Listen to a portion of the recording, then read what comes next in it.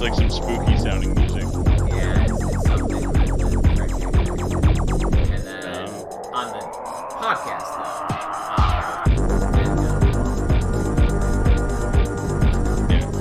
I'm going to shorten the intro now.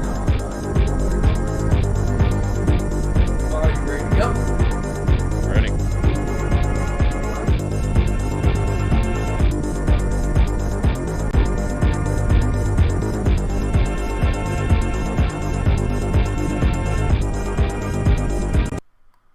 Alright, welcome to episode 102. It's time to bullshit, Tristan. It's time to bullshit. Yes.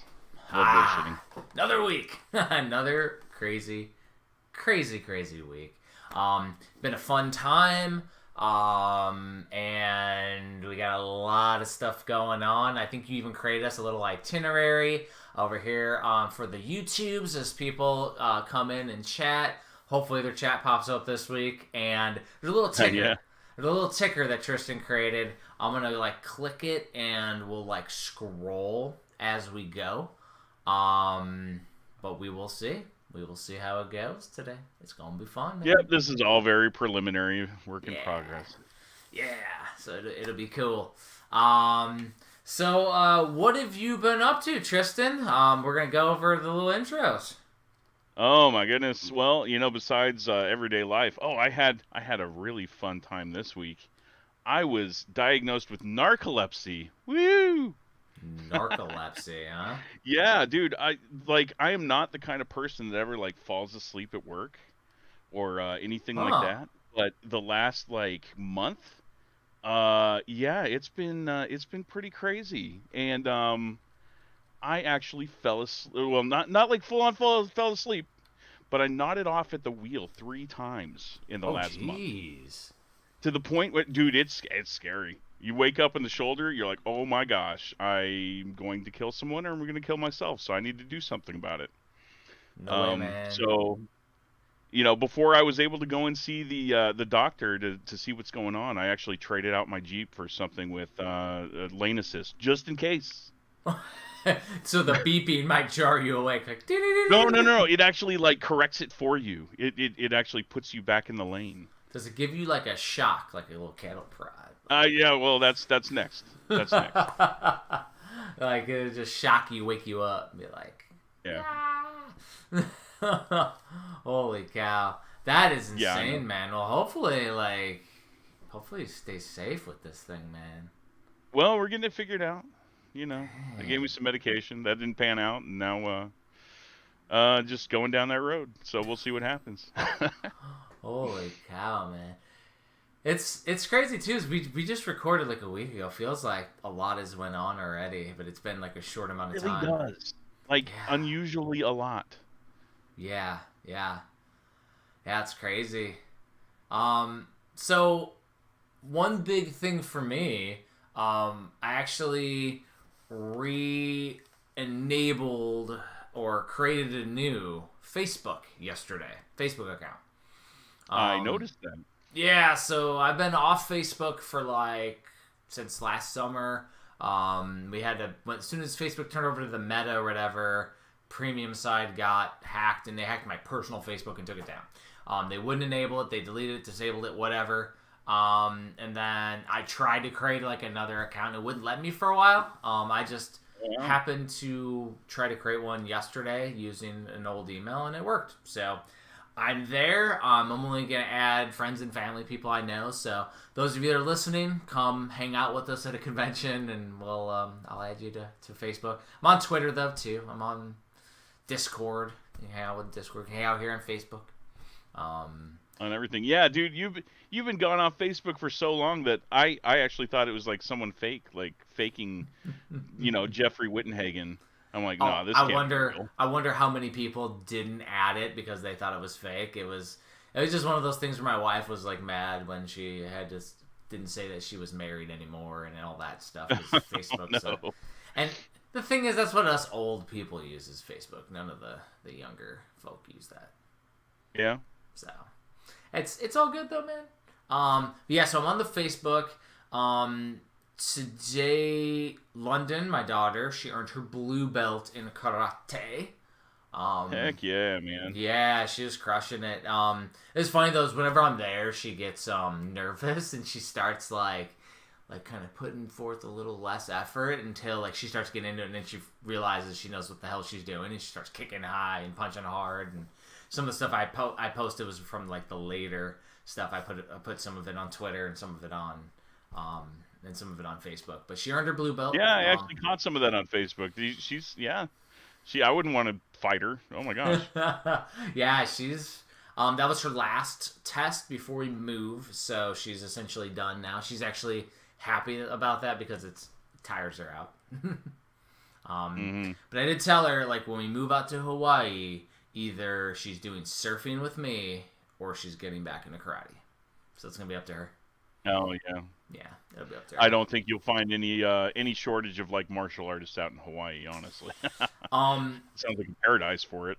Her sensei said that BJ Penn, which is an MMA artist, has a dojo out there. Oh wow. However, when I did I was like, oh, let me see how long it's gonna take me to drive to his dojo from where we're gonna live. It's on a different island. So we would have to fly, because we're in Oahu and he's in Hawaii. Yeah. Big island. So we're in Oahu.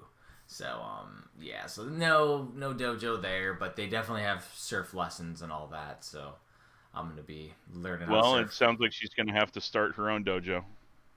Hey, that might be freaking cool, man. So on the premium side, we did launch our second printing of Ore Body Binder's Tale up on the website. That was one that sold out immediately.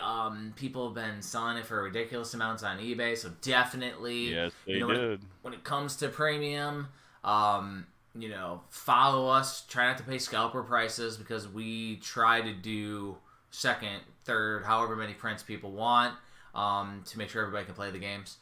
We just produce them at the quantity that are pre-ordered. So Ore Body's available, but only through MGC. It's like an MGC second print. Like, we're gonna do pre-orders through MGC. And I only say pre-orders because we're still waiting for the cartridges to arrive. They were ordered, they just haven't arrived yet. So then once they arrive, we got to assemble all the pieces and ship them out to everyone. So they're all the other pieces are already there in our warehouse with Josh and Sheena. So we're good, but so that's there. And today we launched the definitive reprint of the complete NES for Hagen's Alley. Yes, I got that email notification. I was right on Kickstarter. I was one of your first. Nice. You were my first, Tristan. You were my first. Yeah, that sounds kind of creepy. Very. No, but it's super cool. I actually checked it after London finished karate, and it's fully funded. Yes. That went really fast. It's super cool. Really, really awesome. I always appreciate the support from the community. We put a pretty, reasonable Kickstarter goal on the books, because in the end, at $5,000, we could do a small printing of it. It would just be a little more expensive to do. We would optimally like to hit some stretch goals, so that way the books are a little cheaper to make, which means I can do foil and print on the end sheets and do the crazy soft touch and all the different things. So. Oh yeah. Yeah. So it'd be super cool hitting the stretch goals, just so we could do more with less. But this definitive reprint. What is it, 5-6 years in the making?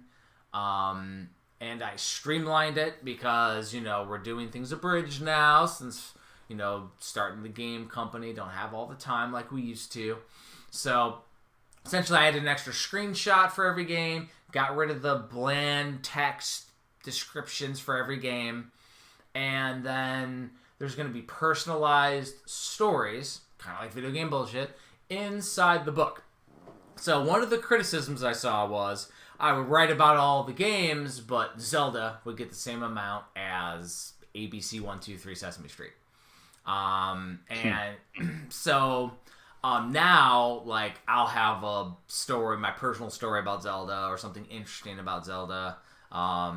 Everybody that contributes, community can submit stories, and we can write interesting things. One backer actually is on Twitter and messaged me, and he was asking, he's like, oh, so, like, does it have to be a game review? I'm like, oh, no. You can do a game review on your favorite game if you want to. You can tell a personal story you growing up with the system, or you can just tell some cool stuff now collecting for the Nintendo. Like, whatever it dude, makes. it's amazing. Like, and I think we talked about this a little bit last week. Yeah. That's the best part of those kinds of books is hearing other people's stories. I mean, no one wants to hear the same reviews over and over again. Those games have existed. They haven't changed. But And the people's that's where, like, experiences are all different. Yeah, and that's where, like, you and I have talked about it in length over the last year. Is that, like, I don't have the time to do the bland reviews anymore. Oh, dude, yeah. And so I would rather write some passionate, fun stuff in my favorite games. I'm going to talk about Double Dragon 2 and, my cousin Kyle and I setting the world record before MGC on it. Oh, my gosh. Are you kidding me? Yeah. Yeah, Dude. we've set the world record multiple times. We just never recorded or never did it, like, in person, but, like, co-op world record. And so like, cool as hell. You did it. And we could do it no death, like, no hit.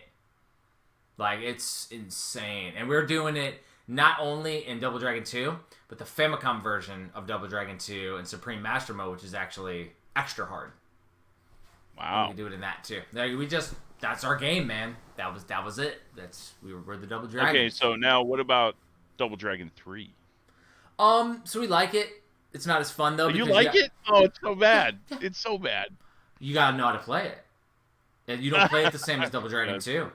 Because you have to parry up and down. You have to use the vertical alignment to mess with the AI.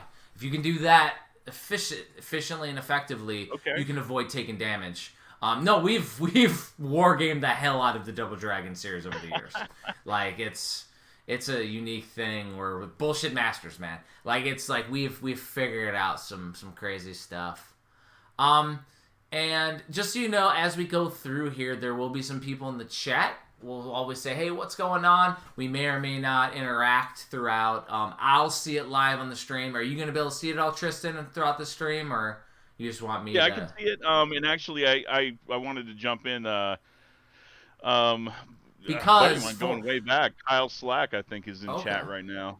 Nice. And then Dyer51, which is Rob Strangman, fellow author, is saying, hey, what's up? One thing is, though, we won't necessarily interact throughout the podcast because it'll make it less interesting on the audio stream.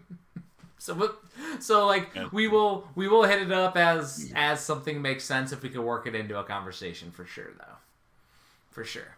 But yeah, thanks everybody for the support on that. What else? Anything else you going up to? Did you happen to find the Victor in Castlevania DLC on there was actually a development this week, and Eric Coffin tipped me off on this.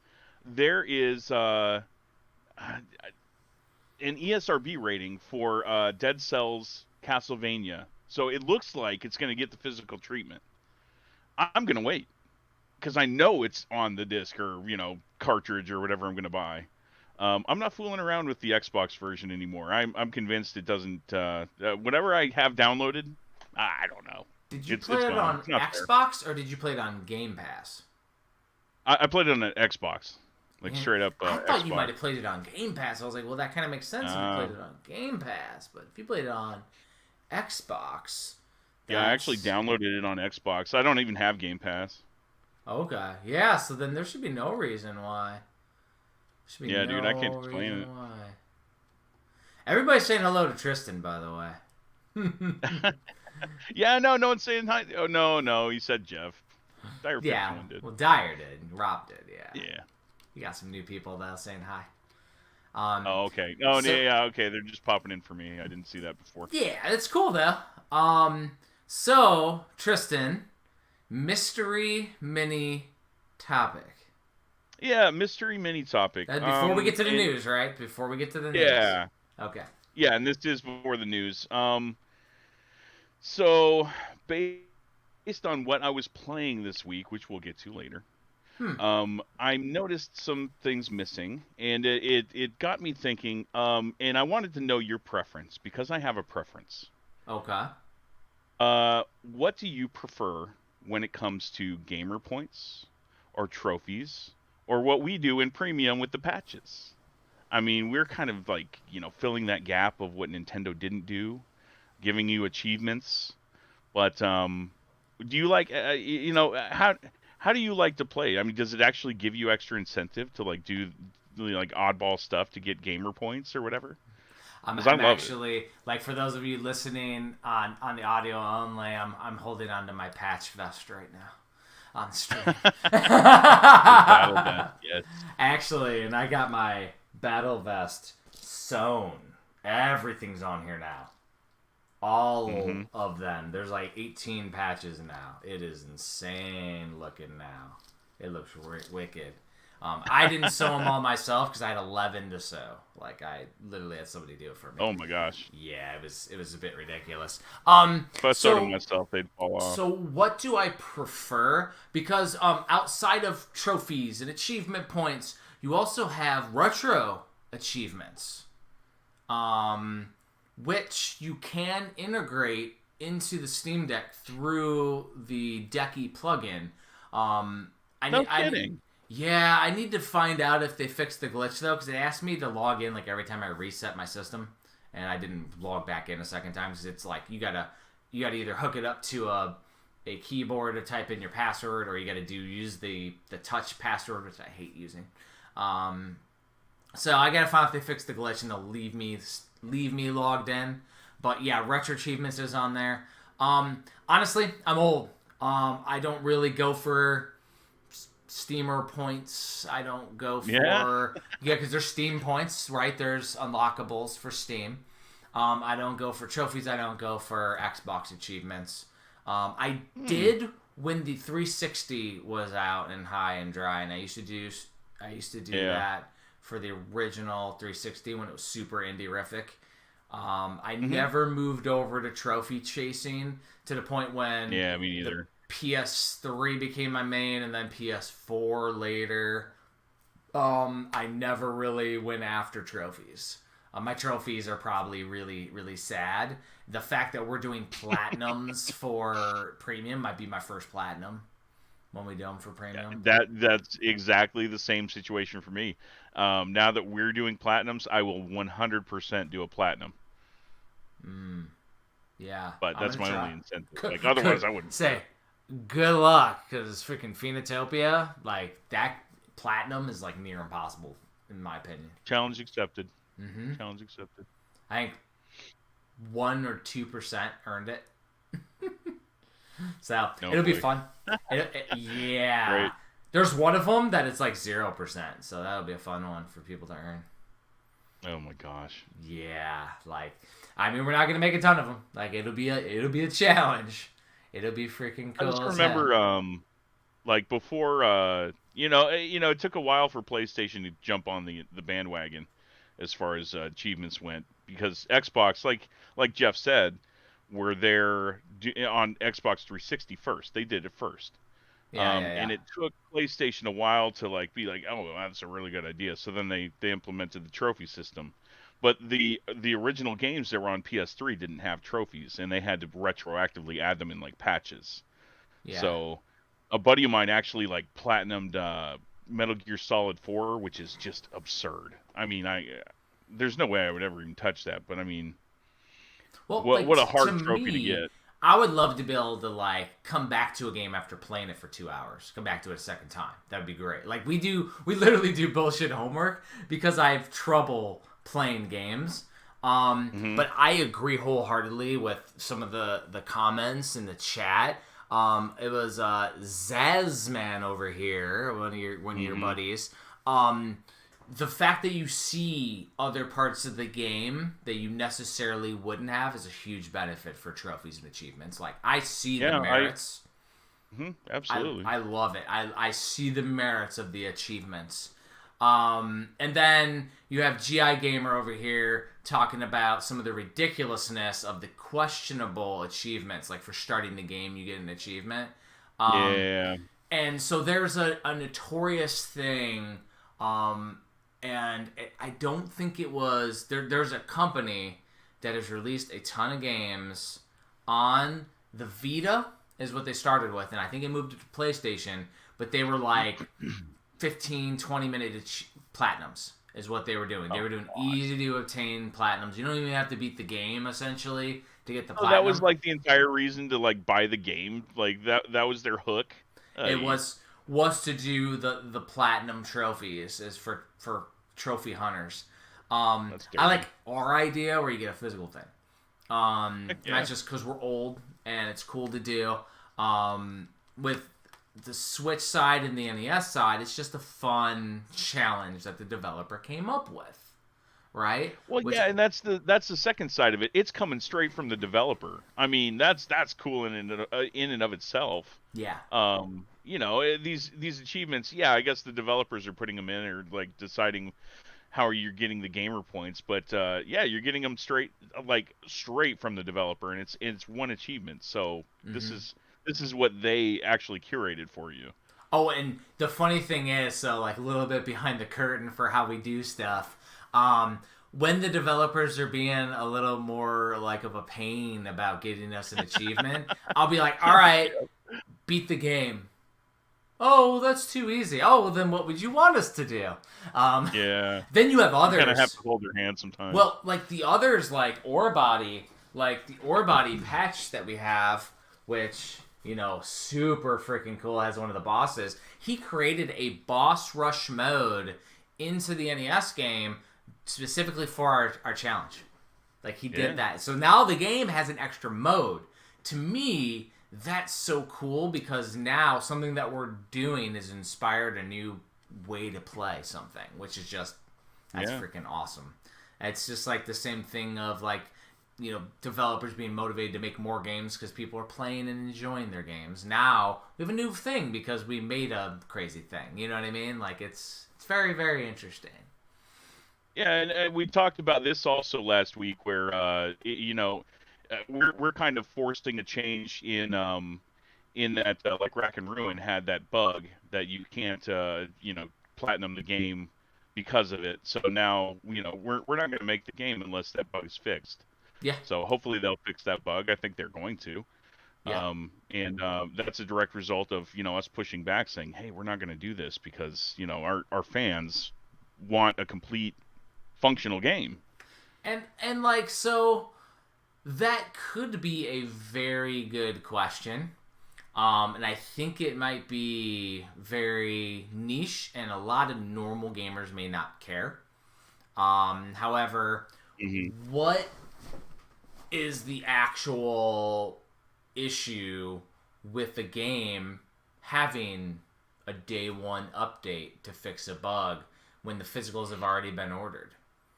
I mean, because like we knew about this bug, so there's no way in the hell we're gonna release that. Like, knowingly, there was like no way that we're gonna move forward and take pre-orders yet for a game. We paused pre-orders. We're like, we're not gonna do pre-orders yet until we know how long it's gonna take y'all to fix this bug. Once you fix the bug, once we know it's done, okay, pre-orders can go, because then we're in production. But because that's my thing, is like, I want to say, you know, 50% of the time, probably a little bit more, when I put in a Switch cartridge, I check for the update, and there's an update.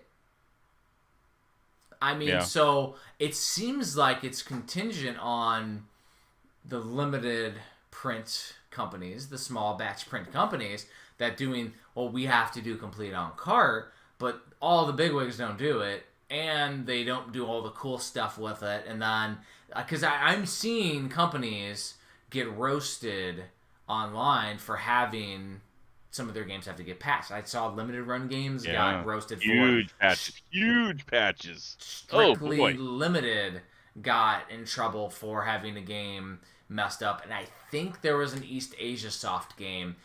Two of them had a game-breaking glitch where you couldn't get past a certain level, but then they released a patch for it. So, but people wanted their cartridges replaced. Now, knowing what something like that costs, do people actually care enough to make it worthwhile? I feel like the clientele and the way you market it, if we say we're going to 100% have everything be complete on cart, then I feel like you're contingent on it. If you say, hey, we're going to try to make sure everything is in, as complete of a, factor as we possibly can, but if there's some kind of glitch 6 months down the line, you can't expect the company to go back and reprint the whole company. You know what I mean? So, what are your thoughts? It's all about due diligence. It's about being responsible to your customers. I mean, if we are honest and open about it, no one can really fault you for it. I mean, and people are going to do that anyway. But again, you did your due diligence, and you had we weren't hiding anything. So you really can't blame someone for that. And I totally get it. It sucks, but things happen. Get over it. It's a game. Now, what about what GI Gamer's talking about when we're talking the Doom patch that required you to sign into Bethesda.net, and then they later patched that out of it, which means, because to me, a quick patch or something like that, I'm not worried about. But if it's something where in the future the eShop's gone, because that's going to be one of the things in the news, right? Like we talked about it last week with 3DS and Wii U. Yeah. The eShop's gone. When the eShop's gone, you put in that cartridge of Doom, and you're going to have to sign into Bethesda.net because there's no update available unless you get a hacked network or some kind of way to patch it yourself. Something will exist, but that sucks. That's different. I mean, all these big companies with BlizzardNet and BethesdaNet and whatever. So I think it's the backlash is merited in that case because it does inherently take it and change it. If something knowingly shipped with the game-breaking bug and we knew it in production and then went and replaced it, I could understand that. But if something was say we didn't test the game and we got to level 3 and you can't beat the boss. Mm-hmm. Okay, that's on us to replace that thing. Because there was a couple games, I think it was Bite the Bullet by Mega Cat Studios, couldn't be beaten. And so they had to replace all the cartridges. And the way that the companies handle that, some have been good, some have been bad. I think with the Doom one, they wanted you to open up the game and mail it back. Otherwise, they're not going to give you the cartridge back. Yeah. Oh, yeah. Oh, dude, the major example of that is Turok on N64. Which one was it? The second one? You actually had to mail it back to Nintendo, and then they, gave you a new cartridge that was beatable or whatever. I don't know the full story, but... Yeah. And so, I see some people saying in the chat that main thing that they despise is when the day one patch is bigger than the game itself, which, yeah, we've seen that a lot. And then some others would rather the game come out 6 or more months later, which I could agree. I could definitely agree that 6 or more months later might make sense. Yeah. Well, what was it? Aliens, Colonial Marines came out, and they found out that there was actually a literal typo in the code where the AI, instead of following a track, because of this typo, they just defaulted to just walking around, and they didn't care that you were there. Oh, jeez. Yeah, that's funny. And maybe they would have caught it if they would have pushed it back a little bit, but they brought it out, and everyone found that it was broken, and kind of suffered for that. Dude, that's funny, and we see that all too often too when it comes to modern releases. what was there was like a Fallout 76. People hated it, and now it's okay. Yeah. What's the space? No Man's Sky. Yeah, space exploration game. That's what I was asking you. What's the space exploration game? No Man's Sky apparently was terrible upon release. I saw it get roasted. Apparently now it's like amazing to play. It's like what they promised. Like people are trying to find copies now. Yeah, and like I've never played it because I just haven't bought it yet. But I'll buy it later when it's time. Whenever you make me play for bullshit homework, I'll get a copy and I'll play. And Cyberpunk was another good example that was pretty recent. And I all these AAA titles like I haven't played. Like Elden Ring was like one of the exceptions this last year. This year it's gonna be the Switch stuff, like stuff we're gonna play for homework, but craziness though.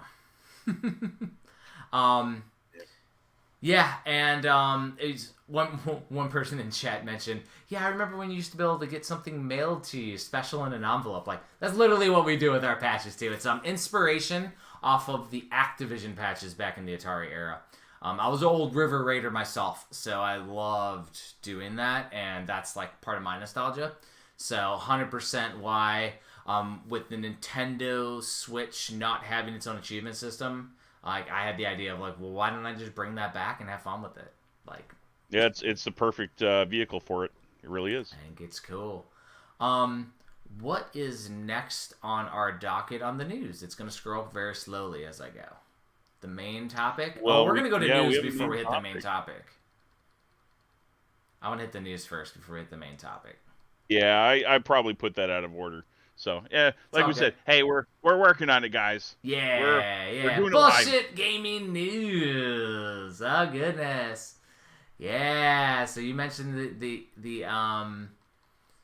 Nintendo Switch SKU for Dead Cells. And then so I got three things. SKU, that was huge news today. Did you hear about that? No. You're actually wearing a Zelda shirt, dude. Oh, I mean, I watched the Legend of Zelda Direct, so that's part of the news. Yeah. So what are you alluding to? New Switch SKU. What do you mean Switch? Are you talking about a console? You got to be specific here, Tristan.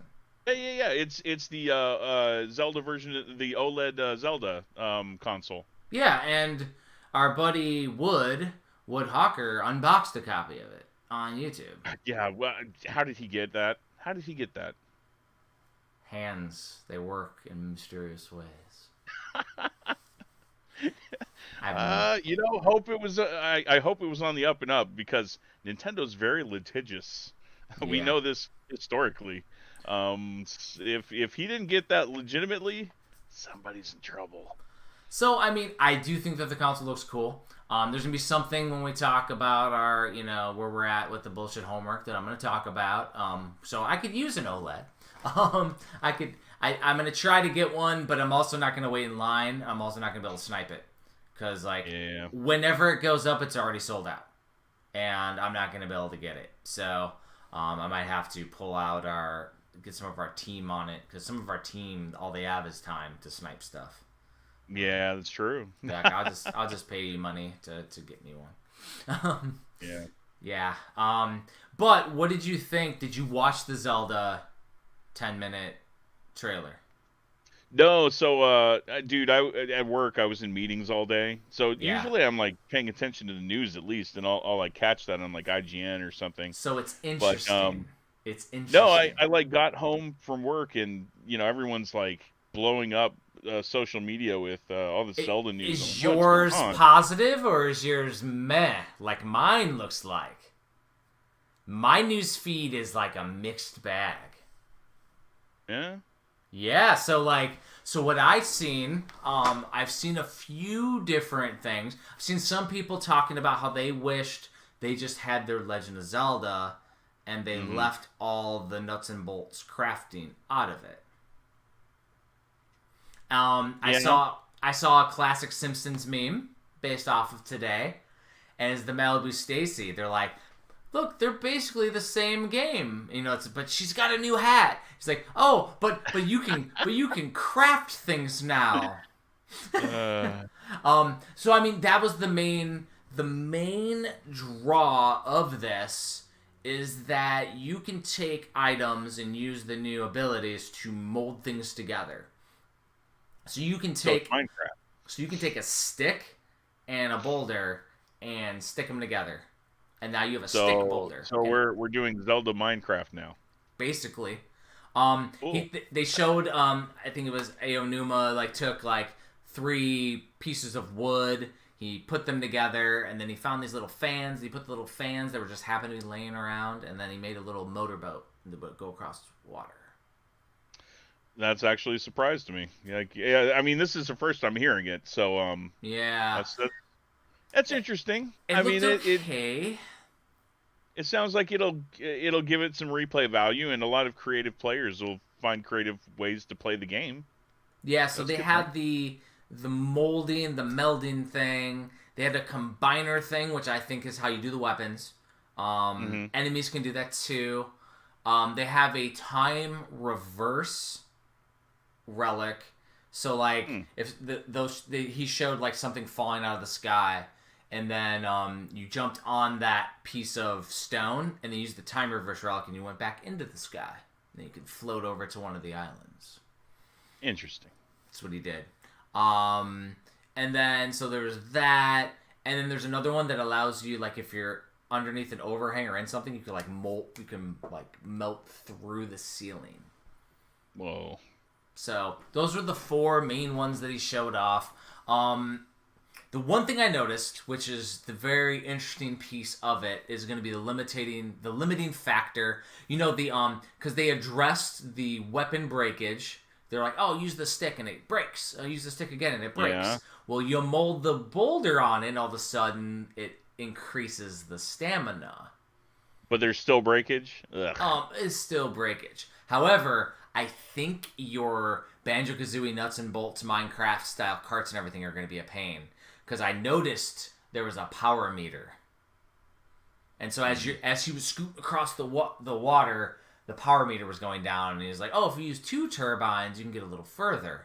Then they showed him on later, or they cut to it, and there's like 4 turbines on wood, and he's shooting into the air. He went up in the air for like 2 seconds, and then the power thing went like real fast. But they didn't show you fall. I don't know if you like just fall. I don't know if the thing just falls apart. I don't know, but I have a feeling that limiting factor is going to cause a lot of backlash too. Is that like, oh, it'd be cool to make all this stuff, but it lasts 2 seconds. Yeah, that's gonna be very divisive. At the very least, it's going to have spur some very interesting conversations and debates between gamers, because everyone, Zelda fans love their Zelda, despite its flaws. I do love Breath of the Wild. It's my people favorite picking game on it the apart, Switch. too. It's my favorite game What was on the that? I'm sorry? Switch. Breath of the Wild is my favorite game on the Switch. So, Oh yeah. I will be very divisive if it is not, if it's missing the mark on stuff. Yeah, chat's saying that they hope they fix the breakage. I think they created that melding mechanic in order to repair things. So I'm assuming that you're going to be able to take like a sword and continually blend it and repair it. They also showed shooting arrows, and then you can like meld it with the different enemy drops, so you get the little jellies. And Okay, that's cool. so you I like get that. you get like an electric one to shoot electric arrows. Yeah, like elemental weapons. That's awesome. That stuff's cool. And I guess they're just taking it to the next level, like the next logical step with it's like super crafting. And then the other interesting one was the eyeball, the Keese eyeball. Basically that turns into a homing arrow. So go so if you attach the eyeball to it, it just homes in on the enemies. Oh, I like that. So cool. you don't have to aim at all. So there's some interesting stuff. I think some of the stuff's going to be fun, and then other stuff's going to be a nuisance. I just hope that it's overall fun. Yeah, it sounds like, with all these like combinations, you said that if you combine an arrow with an eyeball or whatever, there's going to be a lot of farming in this game. A lot of farming. Well, especially if like there's not, you're gonna have to go to an area with the key so you can have your eyeballs. Like otherwise, you're not gonna get enough of them, and in order to use it as a ammo, essentially. So that's ammo at that point. I really hope, I'm not going to hold my breath, but I really hope we get some actual dungeons and not just the, like, because we only had the 4 beasts and then Hyrule. Hopefully we get some actual dungeons this time. Some unique stuff. Yeah, seriously. Oh my gosh, They were seriously. just all samey, and then you had Hyrule Castle. You had the 4 beasts that were all like the same thing. Yeah. Hope we get a couple. Like we don't need a million of them, but like hopefully if they do 4 like beasts or something, hopefully they have like a different atmosphere inside the dungeon. Because getting to the dungeons the last time, getting to the beasts, the divine beast last time was the dungeon. So going through the whole water area was the water dungeon essentially. Going through, Death Mountain was Death Mountain. Going through the desert and was the desert mountain. Yeah. And then what was the other one? The sky. Going to the sky. sky. Yeah. But that was the was it because the world was so big? I just hope we get some stuff underground or something. So it's like a dungeon. Like something different. I mean, because dude, it's done to death. Like, I mean, to the point of like memes. Like, you got your water temple, and you got your fire place, and you got your air place, and your forest, and I just hope I get a little bit of underground variety, and then I'll be good. Like just something, maybe even just 1 traditional or 2 traditionals. That'd be cool. So I'm asking you this question after you already said that your favorite game on Switch is Breath of the Wild. Yep. And you're wearing a Zelda shirt at the moment. And I have a Zelda tattoo, and I have another Zelda tattoo. Well, this is going to be an even more absurd question. Do you like Zelda? I mean, as far as like Zelda as a franchise, are you like a Zelda fanboy? I like some of the Zelda games are my favorite of all time. I don't like all of the Zelda games. So Legend of Zelda: Link to the Past is actually my favorite game of all time. Awesome. Yeah. Love that game. And I love Link's Awakening. I love the original Zelda. I enjoy Minish Cap and the Oracle games. I do like and liked Ocarina of Time back in the day. I do feel like it hasn't aged great, and the 3DS port is pretty damn good. Never was a fan of Majora's Mask. Never was a fan. I never got through all of Wind Waker because at some point I stopped beating games, and that's about when that happened. So Wind Waker, Skyward Sword, Twilight Princess, all those games, like I hadn't put in the hustle for it to not like them or to like them. But Breath of the Wild brought me back. Like I went through. Well, it was beat the hell out of it. No pun intended, breath of fresh air. Honestly, and I totally concur. I mean, like, I was off of the Zelda train for a while, and it started with Twilight Princess. I was kind of disappointed with it. I spent a lot of time playing Skyward Sword. And actually, dude, my wife, she's not a gamer. But she likes watching me play certain games. She watched me play Wind Waker for a while. She watched me play Skyward Sword for a while. She enjoys Zelda games, but like it wasn't until Breath of the Wild that I was actually super engaged in a Zelda game again. Yeah. And I used to be a huge fan. And I want to say I did gloss over a couple of the handheld ones. I wasn't a fan of the DS Spirit Tracks and Spirit Tracks, the Phantom Hourglass and like but like Legend of Zelda: Link to the Past and Zelda likes in that style is like Super Metroid and Metroidvanias to me.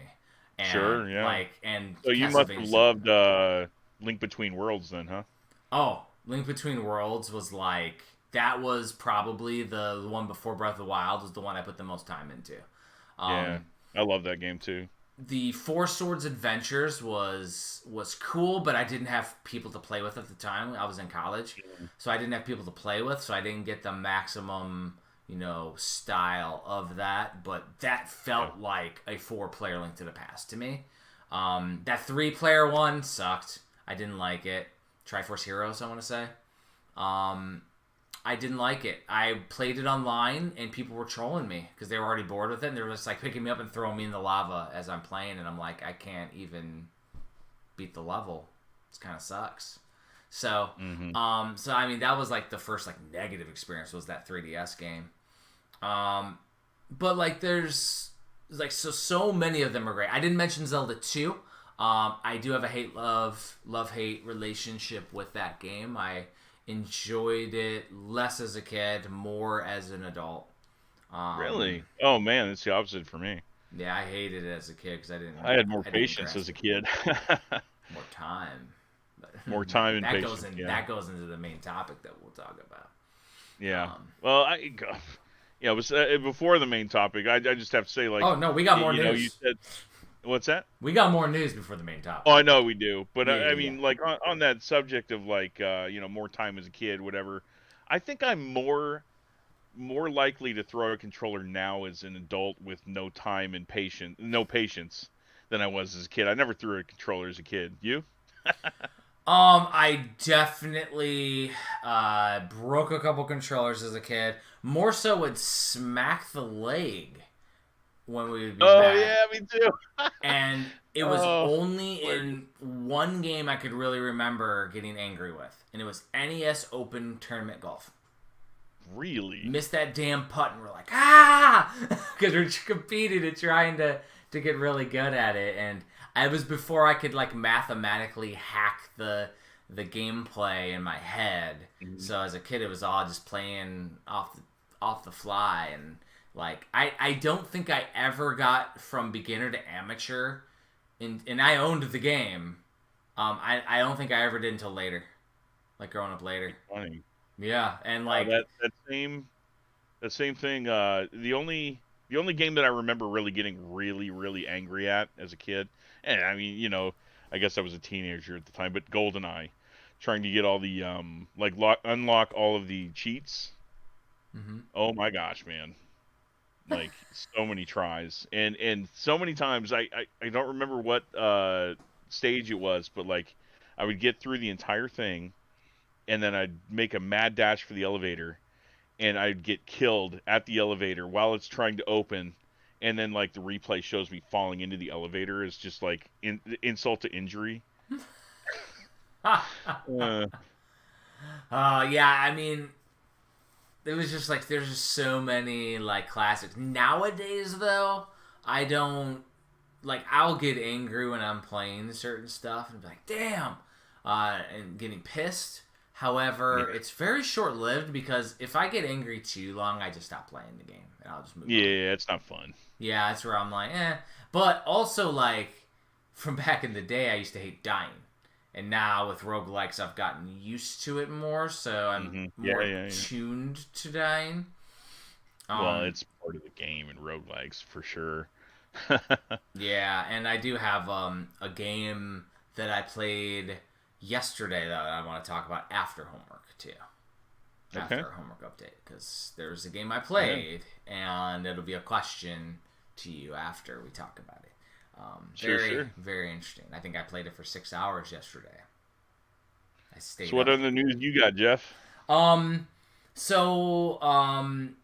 Toxic Crusaders is a game. Yes, like, it is. What the hell? Like, in the style of TMNT. Now, Shredder's Revenge. Oh my gosh. We've released 2 games with RetroWare, so we have a good relationship with them. Obviously, we would want to publish it physically for premium. There's, that's up to the big honchos on what they want to do. Like we got our team members that reach out for contracts, and they got theirs, and they're talking. And I mean, obviously, it would be amazing to release the Toxic Crusaders. And I'll be honest, I knew about it 2 years ago when they started working on it. Like, well, not 2 years ago, but yeah, I was on one of the calls with the guys, and they were. I knew about it before the calls. I knew about it. Oh yeah, I knew you did. Yeah, from the first time I talked with Retro, when they were still Screenwave games, and they were like, "Hey, look at this! I can't tell anyone." And like NDA. Yeah. And I was looking at them like, "Is that like Ninja Turtles?" And they're like, "Yes, it is. It's by the same people, like in the same style." Yeah, super cool. And I was like, "Oh my god, that looks so freaking cool!" Like, so. I mean, it was all over PAX this past weekend. Mm-hmm. It was funny because like I would see posts on Twitter and it was like showing the Zelda Tears of the Kingdom setup, and then all around it, giant banners of Toxic Crusaders across the whole thing. They had a giant billboard out there with like toxic crap everywhere. Like, man, they went ham on it. It's freaking awesome. Congrats to those dudes. Really cool. Fingers crossed that we have the opportunity to release it physically. That would be a freaking dream. I don't know if I mentioned this to you, but I mentioned it to Barry at the time. Did you notice during our fall direct that whenever we cut over to Retroware, they actually had a Toxic Crusaders poster up on their wall? They did. Yeah, they did. I didn't know how many people noticed that, but I did. And the thing is that we have a good relationship with Retroware. Those that are betting, individuals that like anything that they're releasing that is super cool, that they're looking to do a physical, like I'd be interested. They have a Contra style game. They got a Power Blade Shatterhand style game that's out there. Those games are awesome. And I'm talking about Iron Meat and I'm talking about Prison City. I've played the demos for them. They're really awesome. Those are the type of things where it's like, hey, if they want to do some physicals, like honestly, we've already talked to them. Like we could do when they do a second print of the Angry Video Game Nerd, we can give it the premium treatment and really take it over the top. Like that's the cool stuff where it's like we make cool stuff. Like if you give us the opportunity, we'll make some cool stuff. So Jeff and I aren't going to like let it not be cool, let it not be something that we want on our shelf. So you can take that to the bank. Yeah. Now, in the ever loving thing, nothing's a guarantee. We're not confirming that we're doing the physical whatsoever because nothing is ever a guarantee in this world. Never. But it would be cool. I'd be down. Oh yeah, I'm on board. Yeah, but like that is a huge game that's been in the news and people picked it up, and like that would be a big. That's a really, it looks really awesome too, the way that they're doing the graphics, like all hand drawn. Oh dude, the sprite work is so good. Dude, it's awesome. I like how they had the dude in the Toxie makeup at PAX East as well, like running around and talking to people, and they had one of the other heroines was there with them too. Well, I mean, when was the last time that we actually got any sort of Toxic Crusaders, Toxic Avengers, like anything? Like fans are starved for something, and oh my gosh, you're gonna give them a Shredder's Revenge type beat 'em up? Hell yeah! Yeah, I mean, honestly, like my only experience was back in the day when the cartoon was out, and like I had some of the figures. Yeah, they're like glow in the dark figures. Yeah. So, it's just one of those things where we could absolutely use more fun, nostalgic beat 'em ups. Oh, dude, it's such a renaissance time for beat 'em ups. Like, well, not really renaissance, but I mean, just a comeback. It's a comeback tour. We'll call it that. Shredder's Revenge. You got freaking Streets of Rage 4. Oh my gosh, and Paprium is doing another run on other consoles. Just, you got your choice right now if you're a beat 'em up fan. Educate the masses on Paprium. I know a little bit about Paprium. I might have the definitive edition of Paprium. But do you have the Genesis one? The big one. Oh wow, okay. See, I missed. I didn't pull the trigger just because of that price point at the time, but I kind of wish I had now that I'm looking at the prices on eBay. There's one disappointment with it though. Yeah, oh yeah. I mean, it's not in the ride. It's not in the clamshell. Oh, it's not. What? Every release I have by the team, I have in the watermelon team. I have in the little blister pack and with the clamshell, and this one's in a cardboard box, which is how they did the first Pure Solar as well. But I'll let you pull the curtain back on Paprium a little. I will as far as I know. I don't Okay. know the full story, but I can give a little clarity and details beyond. sure. So Paprium was a beat 'em up that was promised to be like, and this was before Streets of Rage 4 was Yes. announced, to my recollection anyway. Um, Way so before. people were starved for beat 'em ups at the time, and this was going to be the next Streets of Rage 2, Streets of Rage 3, and it was going to be the most powerful Genesis game ever made. Like they made a lot of promises. 64 megabits. Yeah, exactly. 64 megabit. Um, so they went and they took everyone's money, right? Oh no, Before they this. So I was in day one. made. Okay.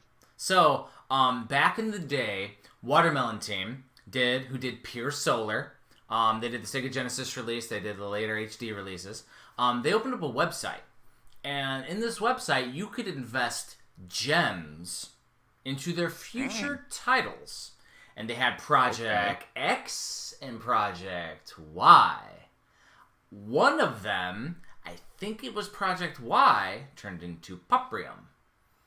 So when you invested your gems, which was like $50, you get the collector's edition of Project Y. Project X still hasn't come out, and I don't think it ever will. Interesting. Yeah, and you got to vote. So you went into their forums at the time, which is before Discord, and you could go in there, and the community would talk with Fonzie and talk with him about what you would like to see in the game. So like we got to vote on what genre we wanted. We wanted to beat 'em up on Sega Genesis because there hadn't been any great ones in a long time. Yeah. We were voting on the type of characters, the type of sprite work, like what other type of different pieces. I'll have to do some research and figure out what the other project was supposed to be, because there was definitely some, not demo, but there was like sprite work and stuff done for the other project. I think the other one was Super Nintendo, by the way. Oh, gotcha. Yeah, but this one was Sega Genesis. But yeah, so it goes back to where I invested my gems, man, so long ago. And yeah, the thing is, like, it took 10, 15 years, whatever. Like, it was way before I had a daughter, and I just got the game. So. Well, yeah, I remember people just losing patience over it, thinking that they had just like taken everyone's money and like it was never going to come out, and then it finally did come out, and it wasn't exactly what everyone expected, but it was enough that like it's definitely a collector's item. I thought it was cool as shit. I mean, it took more time than Krautbusters, if you know what Krautbuster is. I do, yeah. And I mean, I got that one right when London was born too, and she's 11, so I got that in the. I got my AES version of Krautbuster. So that was like back in the day. Like I was just like, oh, this looks cool. Let me support this. Let me back this. Like Krautbuster was another. That was super expensive. But it's still, like, to me, I thought it was pretty damn cool. It was what I expected. I wasn't expecting, like, the second coming of Streets of Rage, though. Sure. Yeah, and I was expecting a Sega Genesis beat 'em up, so I wasn't expecting a modern beat 'em up either. Yeah. So to me, it was cool. But like from your perspective, when did you come on and learn about it? Because it sounds like you learned about it like a little bit later, like maybe after but people have been waiting a few years. Yeah, I don't know exactly when or like what opportunity I had to purchase it, but I remember it being a little bit more expensive than I was comfortable with. Yeah. So I didn't pull the trigger, and at that time, geez, I was buying some things. It just that one didn't really resonate with me, I guess. Yeah. But so like recently, and I say recently, but this was probably like within the last couple years. They kickstarted Paprium on other platforms. So I did kickstart that one. I will have Paprium on something, whatever it was. I don't know. Wasn't one of them? Was it Turbo? Could have been. I'm trying to see if I could find what Project X is, by the way, or Project Y. I think one of them's called. Is it? No, because Project Y was definitely. Yeah, I'm looking right here. Project Y was definitely turned into Paprium later. Mm-hmm. But yeah, dude, I had no idea like that the full backstory. I just had a dusting apparently. Like all I knew is that there was controversy about like it taking forever, and then they had some sort of like party where they invited people to look at the thing, and it wasn't very impressive, and it was just like I can't find anything on Project X, but Project Y, I see the first concept art in 2012. oh yeah, wow, The year my daughter was born was the first concept art. Then they had the beta testing in 2014. So, like, but there was absolutely a Project X, and I bet it's on what Retro Megabit is one of the websites. I bet it's on one of those sites finding what Project X was also supposed to be, because then they also released Poppy Commando on that website too, but that was not developed by them. That was developed. Poppy Commando. Poppy Commando. Oh, Poppy Commando. Poppy. Yeah, old man Commando. Gotcha. Yeah, like, super interesting, though. But yeah, like, that thing has a huge history. I don't remember the exact year. I do know it was, like, at least 2009, 2010. Ow. Maybe a little later. So that was around the same time, too, that I was getting... so I got Pure Solar... But I was also getting the other Genesis releases that were coming out, like Star Odyssey and Beggar Prince and Legend of Wukong. Yeah. All three of those were like mega like releases at the time. Now we have a ton of them with Pico Interactive. Yeah, I know. They were really scarce at the time and kind of a novelty, especially like whenever Watermelon put out Pure Solar on Genesis and Dreamcast. I mean, it'd been ages since anything came out. And wasn't it that you could? Yeah, they had the soundtrack. You could actually pop into your Sega CD and play the Genesis game with a Sega CD soundtrack. Like that's genius. And that was something that you could do back in the day that was never taken advantage of by the programmers of the Sega Genesis. That's but you crazy. Could do it. So freaking cool. There's actually a new homebrew for the Genesis that's making use of it too. I just saw, I can't remember which game it was, but I remember seeing posts. I'm like, oh, just like Pure Solar. That's what I thought, because I have the CD and I've played Pure Solar in my Genesis Model 1 like that. Yeah. With the actual CD on top, and my Model 1 still works great. Super cool. So, but yeah, dude, it's so wild. I actually prefer it with chiptune, ironically, but that's okay. Oh yeah, chiptune. Oh no, dude, nothing beats freaking FM. Oh my gosh, I can't even think of it. Like it's Genesis 1's like bread and butter, like that grindy, awesome music that the Genesis 1 is capable of putting out. So good. Mm-hmm. Yeah, and I mean it's just the fat beats, the fat, chunky sound that the Genesis puts out. There's actually a classic video game bullshit panel that I did. I did at Retro Game Con, and I did it with Thor Ackerlund, the Nintendo World Champion. Nice. Ironically, it was in a small room because we were off in an annex. And like nobody knew where the panel room was, so I'm like, hey, we're doing a panel, and so there was like 4 people in there at the time. There was a lot of people by the end, but at the beginning there was like 4 of us. So we're like standing in a circle talking, and I'm recording for video game bullshit. And somebody thinking Thor's a Nintendo dude goes, hey Thor, so let's talk some shit about the Sega Genesis versus Super Nintendo. Super Nintendo has so much better music, and he's like, dude, I'm gonna stop you right there. I'm a huge Sega Genesis fan when it comes to sound shit. Like you can like completely shut him down. I'm like, heck yeah, I gave freaking Thor a fist bump. Like, so I love some of the soundtracks on the Sega Genesis. Yeah, like, dude. Oh I mean, gosh. Like I think it was Midwest Gaming Classic, like way long time ago, maybe 2014, maybe 2015. Kyle and I had we did a panel there on the main stage, and it was when they're at the old hotel, and there's some guys there that run like the bonus stage, and they do a lot of work with MGC now proper, but it was their first year, and they had this big old setup, and they were like called Overdrive Reality or something like that, but they played the Kid Chameleon title screen for Kyle and I to walk into. We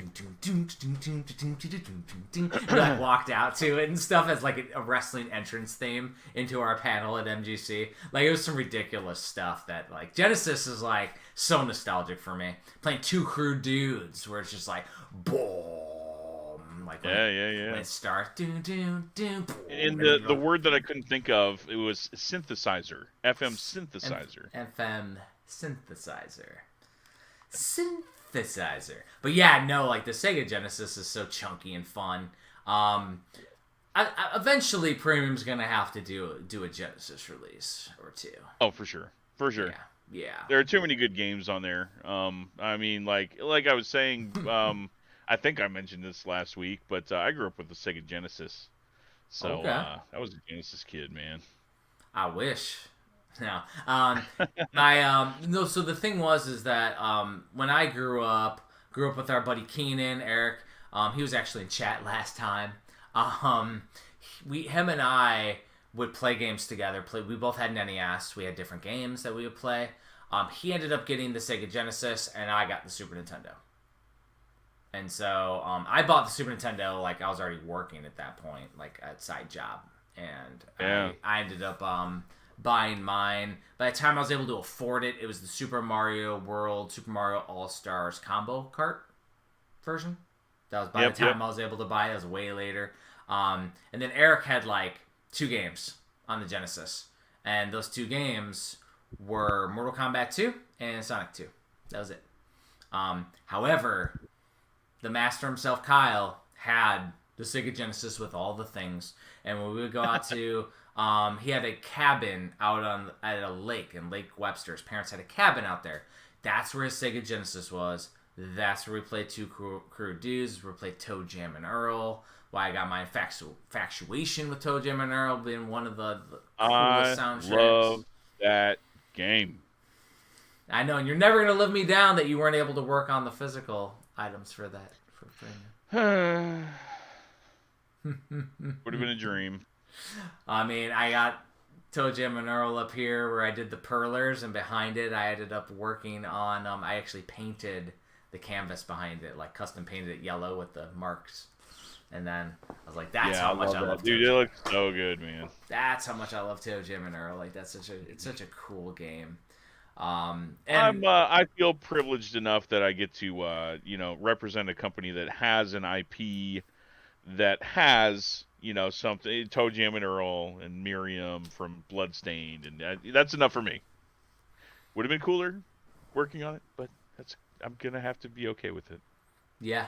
I mean, and the thing is, there's plenty more opportunities, but like the fact is that the Genesis piece is just like can't be understated how great that sounds, and going back to like Pure Solar having the ability to switch between them. I just use the chip tunes. It might be cheap because now we're spoiled and we have the HD version, and I actually again prefer the original Genesis. They also I don't know which version of Pure Solar you have, but I have the collector's edition and I have the guide. And the guide is exceptional. It is like really high quality, soft touch leather on the outside. Wow. Like there's a lot of stuff that we do that they did back in the day. And some of it's even like higher quality, like super expensive, which is awesome. But yeah, man. Like, so, yeah, Paprium, though, like, I go way back with that stuff. I did back the Kickstarter like you did for Paprium. I just don't... I think there was 2 consoles, and I think I only did one of them. I don't know which one. Yeah, I'm going to have to go look at... it's that's another topic. Kickstarter. Just forgetting what you've kickstarted. Pre-orders. I forget.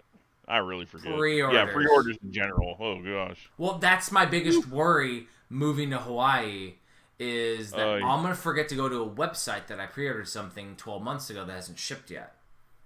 dude, that's the worst, man. It's so bad. And Well, unless you're like meticulous and keep track of everything on an Excel spreadsheet, I don't you're balance a screwed. checkbook You're anymore, all man. screwed. I don't got a thing with that. And Yeah. when it came to like what we're attuned to now with the Switch and collecting, it's just known that you just go and pre-order a bunch of stuff and I do know. the same thing with premium, right? But like I Sure. just Yeah. it's $40. I just boom boom boom like I'm just getting games and I'm not really paying attention. It's to the point where I've gotten doubles and triples of some titles because I forgot I got it. I think it was Ion Fury, which is like the Duke Nukem style first-person shooter. I got 3 copies of that damn game from 3D Realms. Nice. Yeah, and I was like, I forgot I got it, and got it again. Oh, this looks cool. Got it again. And now I have absolutely slowed down because I knew I was moving, so I slowed down. I stopped buying stuff in the fall. But I'm sure there's gonna be stuff coming out that and the thing is like we don't even remember what we've gotten at this point. It's bad. I know. Oh, dude, I used to be really, I mentioned the spreadsheet. I actually used to do that back when Limited Run first, started selling games, and just there. I don't want to say too much, but yeah, it takes a little bit to get their games, and it always has. Mm-hmm. So I had, I was forced to like put it in an Excel spreadsheet. And while I was in the Air Force, I knew I was going to be moving, and sure enough, I had to reach out to them 1 or 2 or 3 or 4 times to change my address. So Well, just imagine so when Paprium started, I was in I want to say Florida. So it was before my daughter was born when I invested my gems. So I moved from Florida to Indiana to Maryland to Texas, and I got it shipped in Georgia. I moved goodness. 5 times until I got that thing. I mean, military life. I'm moving. Yeah. I don't know if there's anything I have out there outside of one game that I know that's coming out that I pre-ordered when my daughter was born. You know what that is? You know what my longest pre-order is right now? Oh. It's a guy we're going to meet this weekend, and there's no shade at the dude at all. Oh yeah. No, I know exactly which one. What's the game? What's your guess? It's Mystic Searches. It is Mystic Searches. So when so I mowed that too. yeah, so it's Joe Granato, and he did the new 8-Bit Heroes documentary. In conjunction with that, he's doing his dream game as a kid, Mystic Searches. Ironically, his original idea, he actually already kind of released that because the mechanics he actually wanted was what went into the Mystic Origins prequel. Of course, he promised to have the finalized version for all the backers, and he's still doing that. But the irony is based on his scope as a kid, he's already surpassed that in Mystic Origins, and apparently we're going to be able to play some stuff this weekend at the convention. He has some sections. The biggest challenge, is, from what I'm tracking, is that because it's a story-heavy game, having people be able to play it at a convention setting where you want to play some of the action pieces. Yeah, I can see that. Yeah, but going back to Joe, he's done such a good thing for the community in NES Maker. Dude. Wow, what a revival of NES homebrews, right? Do you know the history between myself, Joe Granato, NES Maker, and the community? No, I don't. Mm-mm. So back in the day, I released the complete NES book, and then I was working on the NES Oddities book. I was at a convention. I was working on the NES Homebrew compendium. I was going to do a book for NES Homebrew. And one of the homebrew creators, I won't name who it is, not Granado, but one of the homebrew creators, I can guess. One of the old school dudes recommended that I don't just do a homebrew book because it wouldn't do well. Found out later that they want to do their own homebrew book, but so I took all of that and put it into my NES Oddities book to cover everything that you wouldn't have found at a Toys R Us, and it's 500 pages, and it was cool. I covered all the homebrew released up to that point and a preview of NES Maker. However, at that convention, I may have accidentally planted the seed in the crazy mind of Joe Granato. So when we were there, he was showing off the new 8-Bit Heroes, and he did the first, or I think it was the second screening of the new 8-Bit Heroes. We did it at a bar, and I did a VGBS red carpet opening for it on the podcast. So if you go back in the archives of the podcast, there's actually a red carpet. It was at Emerald Coast Con, which is down in Florida, Fort Walton Beach, which is now called Really Rad Weekend Getaway. I went there last year. Wow. We're invited there again this year. Now it's ran by Joe Alonzo, different Joe. Before that, it was ran by a big industry, and they brought me out there as a guest. They brought Joe out there as a guest. They brought Gary out there as a guest, who was from Zoobilee Zoo, played the fox from Zoobilee Zoo. What? He was out there, and I was Gary Schwartz, and I'm sitting there having drinks on the beach. We're gonna have to go back to that one after the stream. Please remind me. And I was having drinks with Gary Schwartz on the beach in Fort Walton Beach. He's done some game voices too, by the way, so it's not just Zoobilee Zoo. But yeah, unbelievable. And then, so anyways, back to Joe Granado. So I'm at the convention. He's showing off levels of Mystic Searches. However, he's letting gamers create their own levels. And they're like, oh, you can set up, you can move these icons here, you can move these trees here, you can set this and this. And I just go, well, so you could do anything with anything? I was like, because he was showing Austin McKinney, who his artist was there too. And he's like, yeah, you can draw some of the little stuff here. So you're telling me that if I wanted to create, Jeff Quest or Video Game Bullshit Quest, I could make my own thing where I'm walking around the convention right now. And he's like, well, technically. And his engineer was there who created this little level maker for him that allowed backers or customers and people, attendees, to make their own levels. And I'm like, so you could essentially make your own NES games. And all I did was plant a seed. Like, I did none of the background work. And by the time we went to that retro game con in Syracuse that I was with Thor Ackerman from the story earlier, he had already had like a idea of a concept of what he was going to go with. So I might have accidentally been the reason why we don't have our copies of Mystic Searches right now. Well, thanks a lot, Jeff. Now we have a community of 1 million NES games that Joe has helped curate through his insanity. Because that's the thing. All I did was plant a little idea seed. We'll admit it. Like, we can make a lot of cool stuff. What we can't make is time. And that's the same thing with Joe. Joe's making awesome stuff. He's done more for the community than like any of us could fathom. Well, yeah, and that's where he gets a huge pass.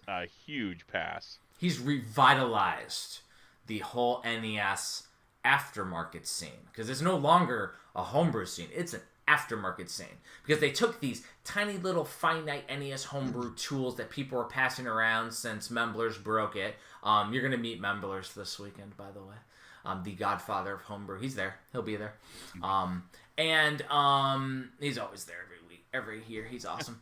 But like what they created, they shared that in a niche community, and you had to do a lot of heavy programming.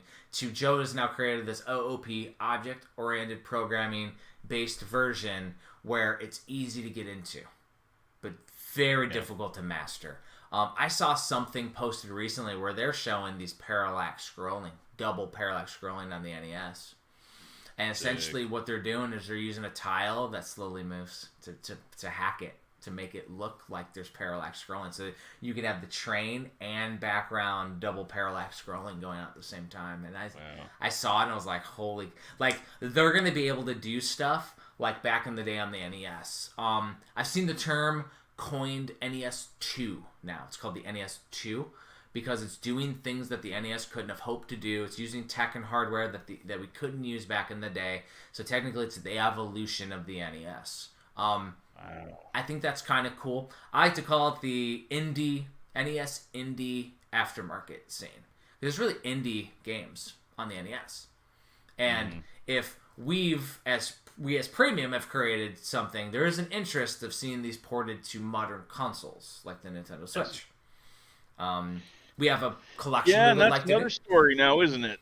We would we would like to do a collection of that. But since we announced that we were doing something like that, there's been a few companies that have now upped their porting game. So in the end, like, we're still, physical publisher with it. We're interested in still doing, a collection. We're working on, our own version, which will take time because, again, can't make time. But we'll see what happens with it because known Juggernaut a long time. You never know if Mystic Searches will be on the table for, some kind of treatment in the future. Hopefully, and maybe once Joe slows down a little bit, he'll finally get to that. And I totally think what year was it again? It's been over a decade, but I firmly believe that is one project that I'm really not worried about. And even if I don't get that Mystic Searches that I was promised, I mean, we were promised an NES game. How many NES games did we actually get out of this? Like, it's... I mean, Ore Body Binder's Tale was made in NES. Yeah, dude. There's so many that wouldn't exist if it wasn't for NES Maker. It is revitalized. Awesome. It has inspired people. It's inspired dads and their kids when you're talking Doodle World. When you're talking Kubo 3 with Kubo 3, yeah. I mean, you're going to be meeting these dudes this weekend, too. Like, they're going to be there. Like, they have literally... we've started new generations of games. So the thing is that the only one that really saddens me is the Nintendo Quest game. I don't know if you remember that one. No. So Nintendo Quest was done by Rob McCollum, and it was a documentary where they had like 30 days or 90 days to collect the entire NES collection. Yeah, I knew about that portion of it. I didn't know it was supposed to be a game. Well, around the same time that I launched my original complete NES book with Black Box Challenge, the NES Homebrew Collect video games, they announced a stretch goal that, and I'm pretty sure these were isolated and neither of us knew the other was doing this. Because like Slide Out Studios was working on Black Box Challenge, their idea. Pitched it to me. I thought it was great. And Rob McCollum was doing Nintendo Quest, the game, where you go around and collect all the NES games. Oh, no. So, but where I'm sad is guess who was going to program Nintendo Quest after they finished their current game, Mystic Searches. Oh, gosh. So, we never got the Nintendo Quest game. I think within the last year or so, Rob McCollum, who's the original guy who did Nintendo Quest, he was the guy who did all the filming and everything, the director. I think he has officially canceled it, and he offered to reimburse people money. I just said, dude, it's been like years. You're good. I'm fine with that. Like, I got the DVD. He's done the video game box art documentary. I think it's on Vimeo or something. Vimeo. Oh, cool. But he's done that. That's an ironic one, and we're going way down the river tonight. This is another trivia question where I'm actually in the video game box art trailer to promote it, and I'm not in the show. So they used interviews that I did to promote it, to get people excited. And then my part didn't make the final cut. I thought that was hilarious. You ended up as B-roll. I ended up as B-roll that didn't even make it into the special features. That's too bad. I was like, man, it was 8 episodes still. Like, you couldn't get me in there in one quote? Like, come on, dude. Because, I was in the Bits of Yesterday back in the day. With a lot of different gamers. For that documentary. It was by Darren Peliquin. He released that a long, long time ago. I think they interviewed me at Retro World Expo at that one. And there's an upcoming documentary that I'm in too that I recorded a long time ago. Yeah. And that one's with Carlos Gonzalez. He actually emailed me and seen if I saw his trailer on it because he recorded that thing 2018, 5 years ago, something like that. that'll be another one. But yeah, the irony is that with Rob though, his heart's in the right place. He wanted to do something really freaking cool, man, and not gonna happen, unfortunately. But I would love to see. Any Nintendo Quest. So much that in the complete NES definitive reprint, I'm doing a best of NES aftermarket, best of NES homebrew. I'm just highlighting some of the best physicals out there. I'm not covering every game like I did in the oddities, but I'm going to do it so I can just cover modern. Nintendo Quest is in there. And I'm leaving it there. I want it to be an asterisk. I want it to be remembered. And if it ever comes out, we'll be happy. Good. Because you never know, man. That's. I mean, good on you. I mean, at least it'll be immortalized in your book. Well, if nothing else. Well, the one thing is, what if? And there's the who's to say. Who's to say? And that's a Kyle thing, by the way. Who's to say that one of these awesome NES developers wasn't a backer of Nintendo Quest and doesn't make Nintendo Quest the RPG in the future? Yeah, that'd be pretty sick. That'd be pretty damn sick. Let's do it. Yeah, I mean, I got no plans to do it, but maybe somebody will freaking do it. Yeah. Good old... It's a time thing again, man. Yeah, good old Frank Wood is asking how the show's going. Do you have any other news? Because there was something we talked about last week that we didn't cover yet. Oh, gosh, you're going to have to refresh my memory there. The Last of Us TV show. Oh, yeah. So did you watch it, first and foremost? Did you watch all of them? I religiously watched it every week. As did we. Well, see, I didn't get HBO Plus until the third episode was out, so we binge watched the first three, and then watched the rest of it every week as they came out. And oh my gosh. So did you play the game back in the day? I did. Yeah, I played The Last of Us. The original one I played by myself. Okay. And then the second one, Natalie actually watched me play, and she absolutely loved it. Yeah. So I did the classic, we'll call it the classic Jeff thing, where I played first couple hours. I never went back to Last of Us. No way. Oh, it's so good. It's so good. So I'm watching it, though. So this is all new to me. And so I have so many TV shows that I have a backlog on, just like video games, that I use an app. I use an app called TV Time. I don't know if you've ever heard of it. Yeah, I have, actually. So I use TV Time. So here's the best part about TV Time, is when you check off that you've watched an episode, it goes to comments. The Last of Us one, people would post tons of memes, but the best part was they would show the show to the game comparison. Scene by scene was like very accurate every week. The other part is they're showing pictures of like, now I'm watching Last of Us and people in tears because every freaking episode was a tearjerker. Something crazy happened every single week, man. Yeah, oh my gosh. So, yeah, I'll get this out of the way. Episode 3, yeah, I freaking sobbed. But it was really cool. Which one was episode 3?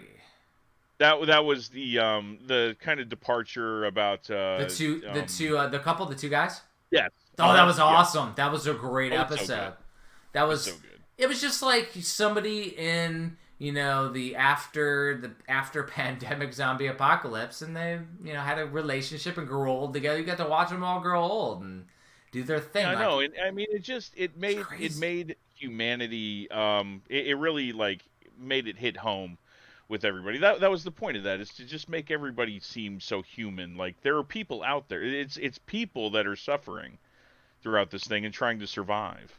Exactly. And it was like, it was just cool. And then they showed Tess and just showing old Mando talking to him. Still call him Mando.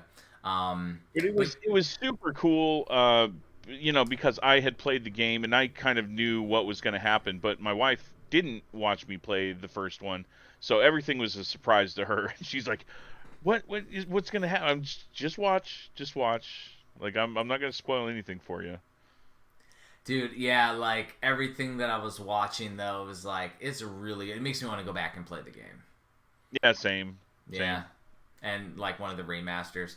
I just wish I had time. Like, I mean, the thing Yeah, I is, don't have time. if you make No me time. Tristan, then I'll play it. You have to make me on bullshit homework, because that's like really that's why back in the day, video game bullshit, we created bullshit homework because our backlogs were so dumb and we never had time. So then now we have an excuse to play something, and I've done that this week. I've actually put some time into like what we're supposed to be playing, which is great. Same. And so that I mean, it's hidden. When I'm sitting there chilling on the couch, I'm not just gonna flip through Twitter and now Facebook.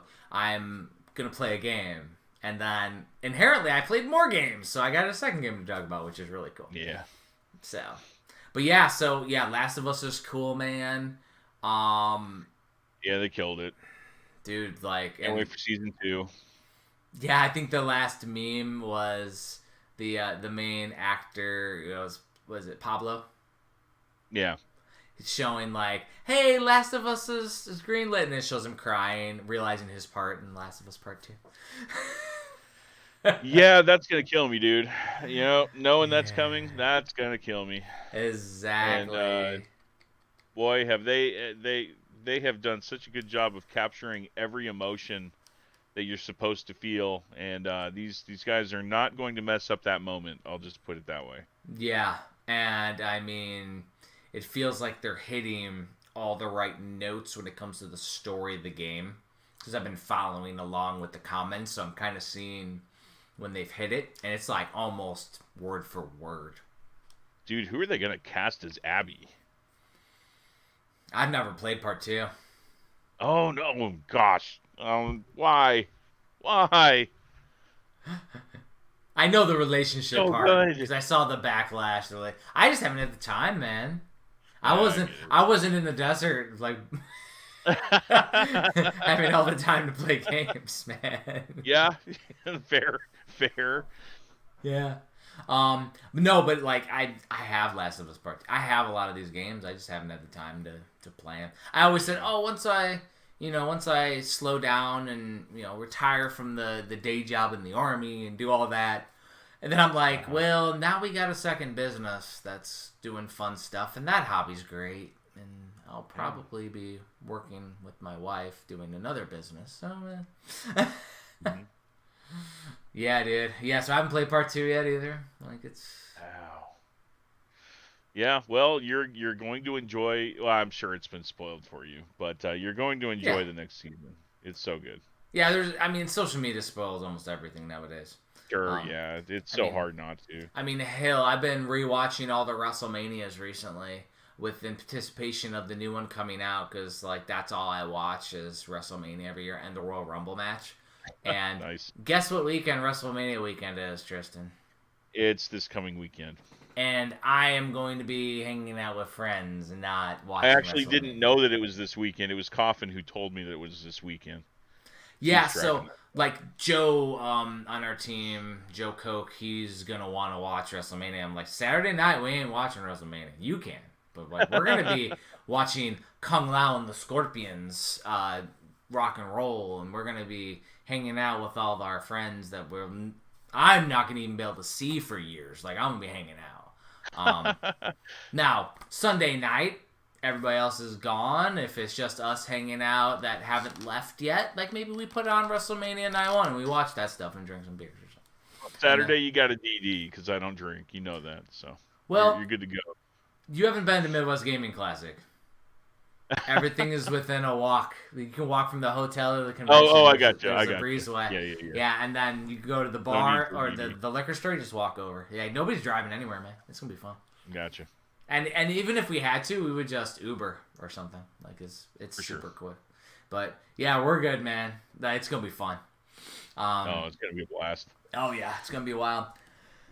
But is there any other news, man? Because I don't have anything else. Last of Us we didn't talk about. I've got nothing else. I don't. I mean, nothing major. Ooh. So now I can go back. I forgot I have to go the opposite way. The main topic of the episode. Flea markets. Flea market stories, Tristan. Flea market stories. Ooh, it stopped perfectly. It's so appropriate too, dude. It's serendipitously. We're gonna be talking about flea markets now, and just today I saw a flyer that came in the mail for a flea market that's opening up in Omaha, like next week. Ooh. So we haven't had a flea market around here in forever, and dude, I'm excited to go. You son Can't of wait. a bitch. Dude, yeah, like that, that is awesome. Out here in Georgia, there ain't nothing. Yeah. They have some flea markets, but there's not anything that I look for.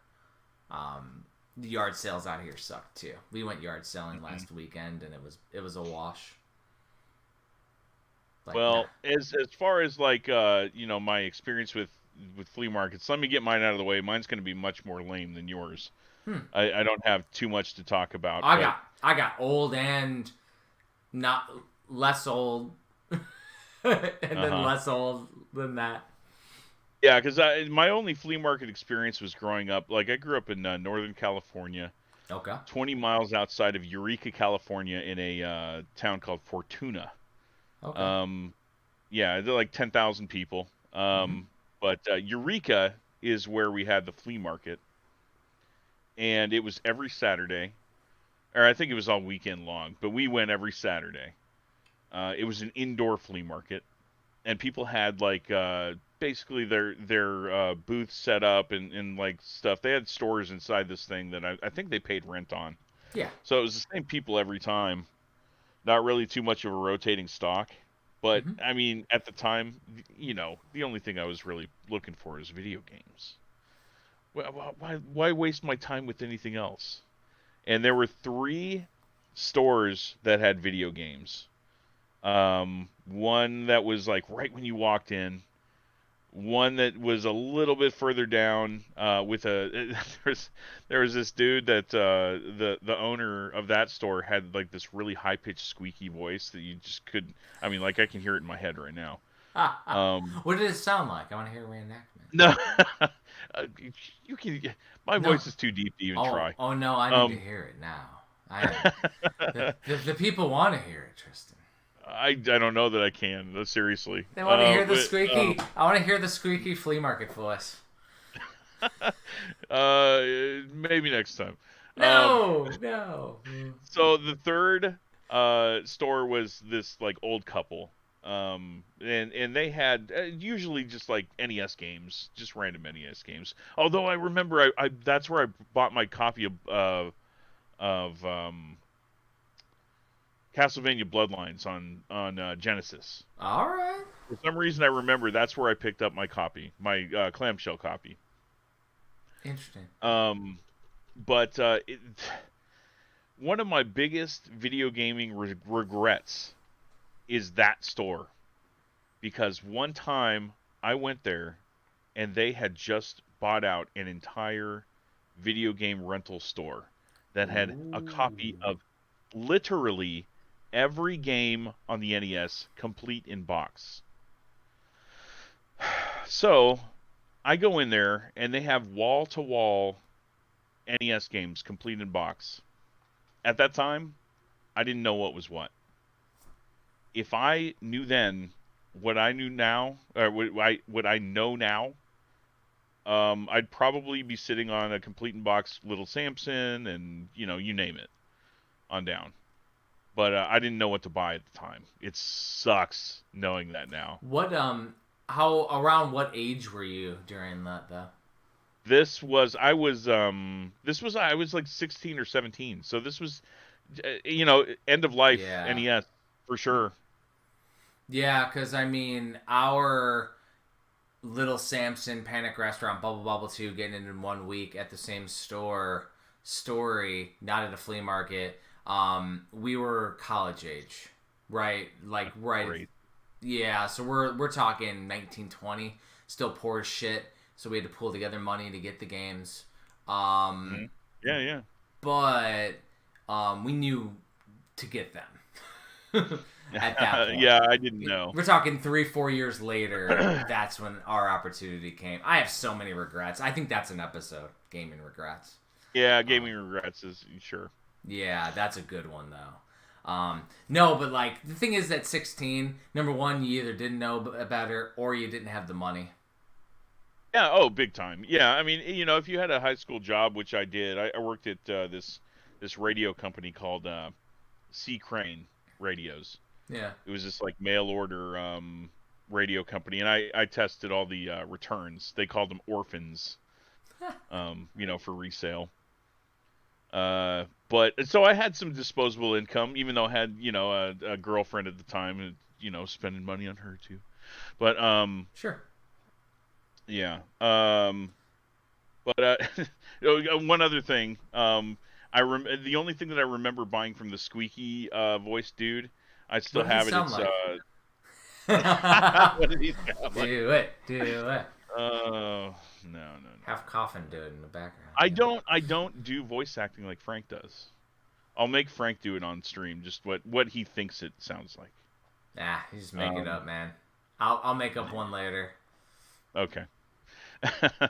So I bought this it's and I have no idea where I even got it. I think it's like official Nintendo. It's like this about this big, and it's the Nintendo seal of quality. Just like a little plaque. Interesting. Yeah, because I mean, the thing is, even back in the day, like even after deployment in the Army in Miami, there was a convention where the guy's girlfriend broke up with him, and he sold all of his kiosks and everything at the end. And so I went in, and I got a Super Nintendo kiosk, and I got a bunch of crazy stuff. I ran out of money, so like I didn't get Zelda's Adventure, Wanda Gamelon, and I didn't have the extra money because I've already spent. I bought a kiosk. I bought my Nintendo television. I bought like a bunch of high button items that he was just getting rid of, and he had like 20-30 kiosks in there, and I just picked the Super Nintendo, the big giant Super Nintendo one at the time, because I was like, well, this is freaking awesome, I'm never going to see this again, and I didn't. But like so like not having the money, that's like a normal thing though. No, that's a bummer. So flea market stories, I'll do the indoor one first, which is the newer ones. There hasn't been flea markets around here in a while, but when I was in Indiana, I did Army recruiting out there, which is right before we started video game bullshit. On the weekends, Kyle would come out and visit, and we would go to Indianapolis, Indiana, because we were up in northern Indiana by Notre Dame. And we would go 3 hours south down the highway to Indianapolis, and they had tons and tons of different flea markets, all indoor flea markets. And we would go through. We always thought that they were kind of like, oh, you see the same crap there every time because people have their setups and all this. But here's the thing. As we talked about, our tribute last week to Kyle, we have this little bloggy camera. And so the bloggy camera, Andrea recorded us flea market game hunting, and I'm holding London, who's won. I'm holding her around. Kyle finds a NES top loader box, a Super Nintendo box on camera for $5. Nice. And this was, 10 years ago. Not that long ago. I see people doing the squeaky voice in the chat, by the way. The people yeah, I'd see that too. I was trying to ignore it. People want it, Tristan. Have no shame. Because trust me, there's a Mighty Mo story that's going to come out tonight. It's a flea market story. So yeah, we would go around in Indianapolis and go to all these different, like one was called, I think, Mega Play. There was a bunch of different stores. And we'd find like there'd be games lining the walls, and it was craziness. And nowadays that it doesn't exist anymore. Which those flea markets were cool. And then I go back to 3 years prior.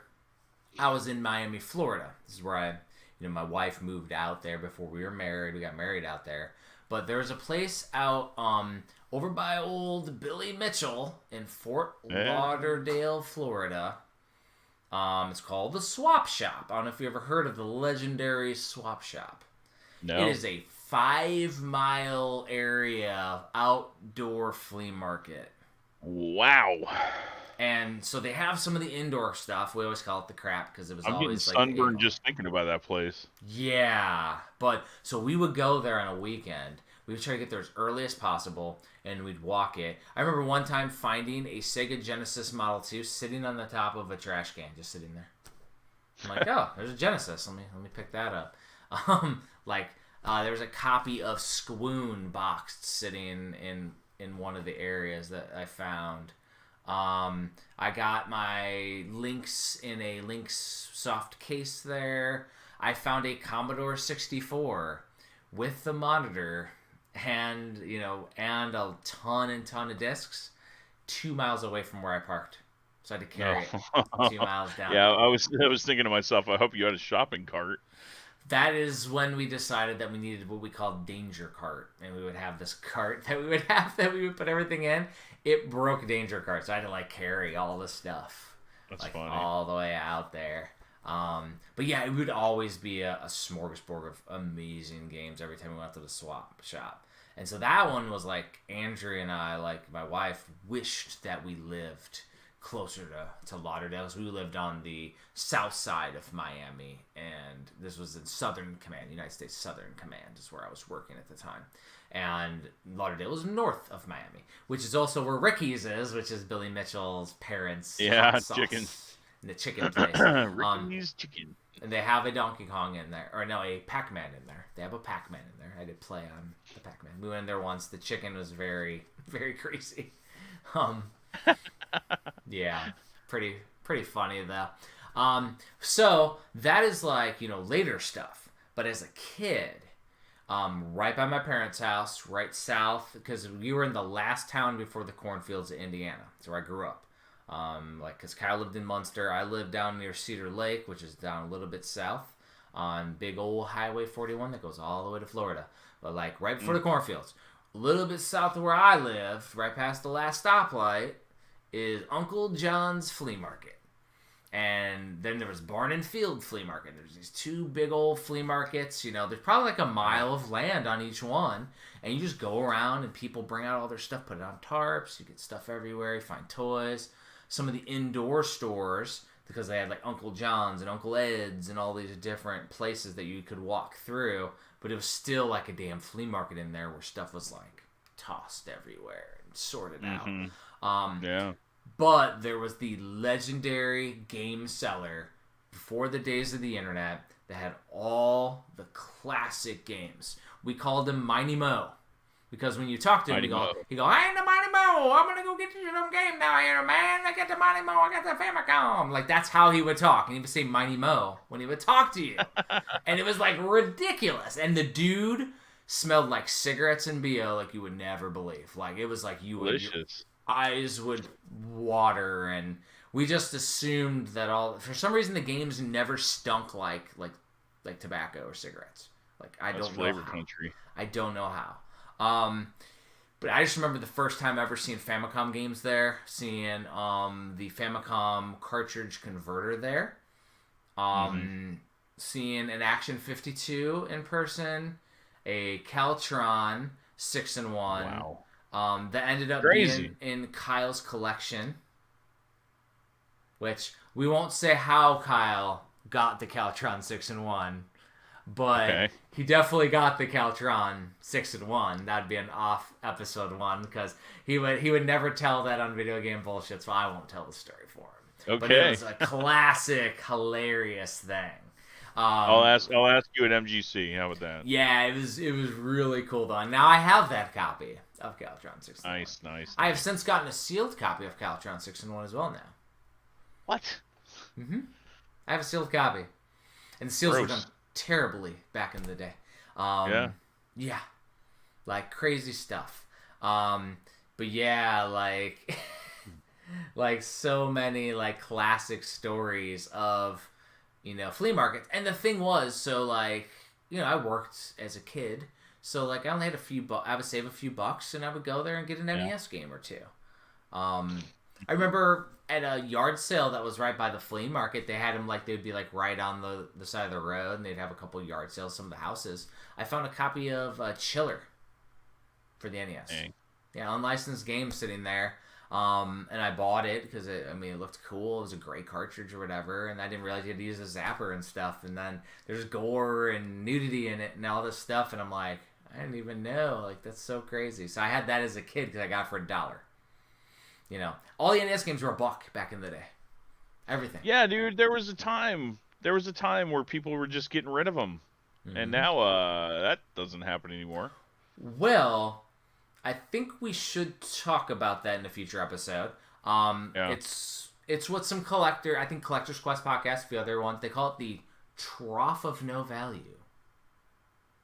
Yeah. So we need to talk about the trough of no value, where things go from $1 to collectible, how that happens, what currently is in that status, and is modern subject to it? Because I don't think it is. But that is a future episode because we're already at 2 hours. Yeah. But I feel like talking collector pieces and like, is the Switch subject to the trough of no value? Because the main difference is us. And not us being you and I as collectors, but you and I as releasing small batch public games and limited run games and super rare. We're doing something that wasn't done years prior, and the Vita was not part of that. So that's the little primer for a future episode. Correct. And I know what you're alluding to, and I mean, you're not really alluding to anything. You're spelling it out. The fact that the numbers, the actual production numbers back in the day were never known. I mean, we don't know how many little Samsons are out there, but we definitely know how many of, the 1,500 copies of Breach and Clear out there, because they said there were 1,500 made. And then there were more than 1,500 made because the minimums are in 1,000. So there's 2,000. Yeah, I know. I was actually thinking about that too. So yeah, and I mean, and then that's where the who's to say comes to play. Sure. It was something that I did with my NES Oddities book, where being on Nintendo H forums as NES Homebrew were coming out, I knew if they said there were 5 copies, that there were also another 3, 4, 5 copies going out to friends and themselves and all that. So there were actually 10 copies made. So I actually, through the forums, actually in my book, put the amount that was confirmed that we knew how many copies there were of certain games, which probably got me some heat. Because it's like, oh, we said this is only out of 10. Yeah, but there's 12 copies, dude. You have one for you and one for the guy who did the art. Who cares? It's 2 extra copies. Yeah. Nobody gives a shit. But if I... Those are dev copies. But I didn't do a copy 0 of mine, or if I did a copy 0 of like... So say I did 100 copies of Black Box Challenge. I think I did 100 or 200 or something. If I put a copy 0, there wasn't a 189 or something. Like, I didn't do any extra copies. So that's the interesting piece, is that, so like, that being said though, the fact that they're known though does change things. And then another episode, variants too, because like NES, there were variant revisions of Super Mario 3. There's variant revisions of Zelda, Breath of the Wild. Do you know a guy named Kirkland Sweeney? Have you ever met him? Yeah, I know Captain Variant. I've done a panel with him. Because he's going to have to be the guest that week. Oh, yeah. Right. And so the one thing is us with the guilty publisher, Nintendo publisher knowledge now, letter codes on the cartridges do equivalate to versions, but it's not perfect. And I can go into examples. There's another future episode for us. Variants. But versions. So like the fact is like an alpha release, something with a dash alpha on it, is the first release. But just because it says Bravo, or if it goes to Charlie, doesn't necessarily mean there was a Bravo released or Charlie released. Breath of the Wild, I have the combo one from Japan. It says Hotel on it. It's an H. Does it mean that there were that many iterations of Zelda Breath of the Wild? Maybe. but there's a reason for it all. And I know the reason. So that's the perfect part. That's the perfect part where you give just enough for a future episode. Yeah, good to know. Yeah, so, and I mean, we can absolutely talk that in detail, in depth. Is there anything else we need to talk about with flea markets? Because I glossed over because we're at like almost 2 hours, so I didn't want to. So I'm gonna give my attempt at his voice. Yes, Tristan. Well, don't hype it up. I hear it in the background. You go in there, and I mean, like, he's the kind of person that would like totally haggle with you, or you could haggle with him.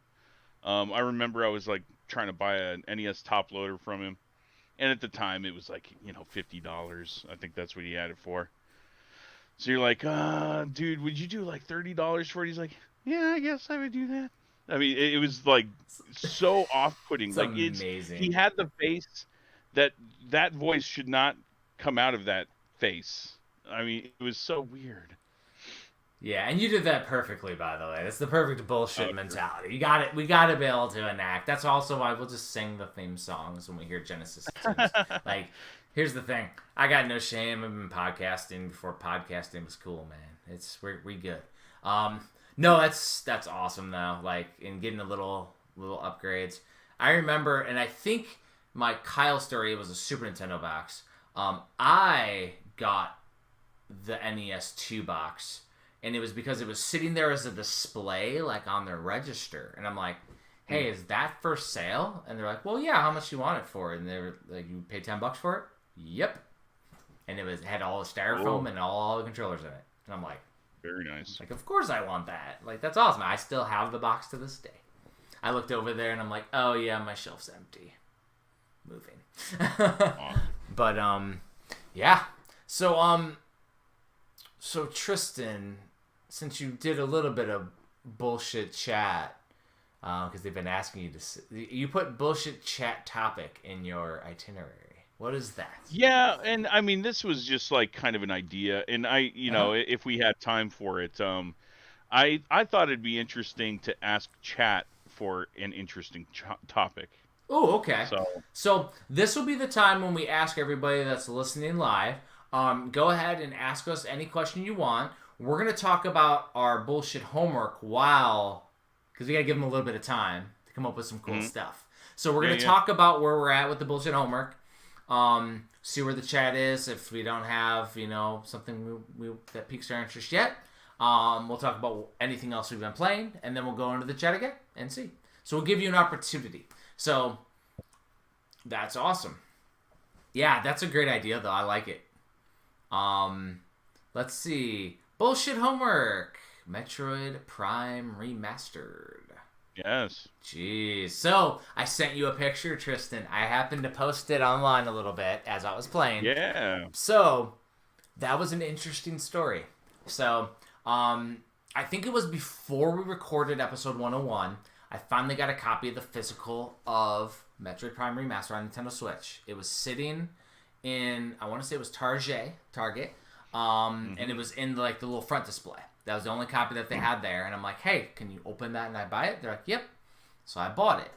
So I finally played it this last week as we started bullshit homework.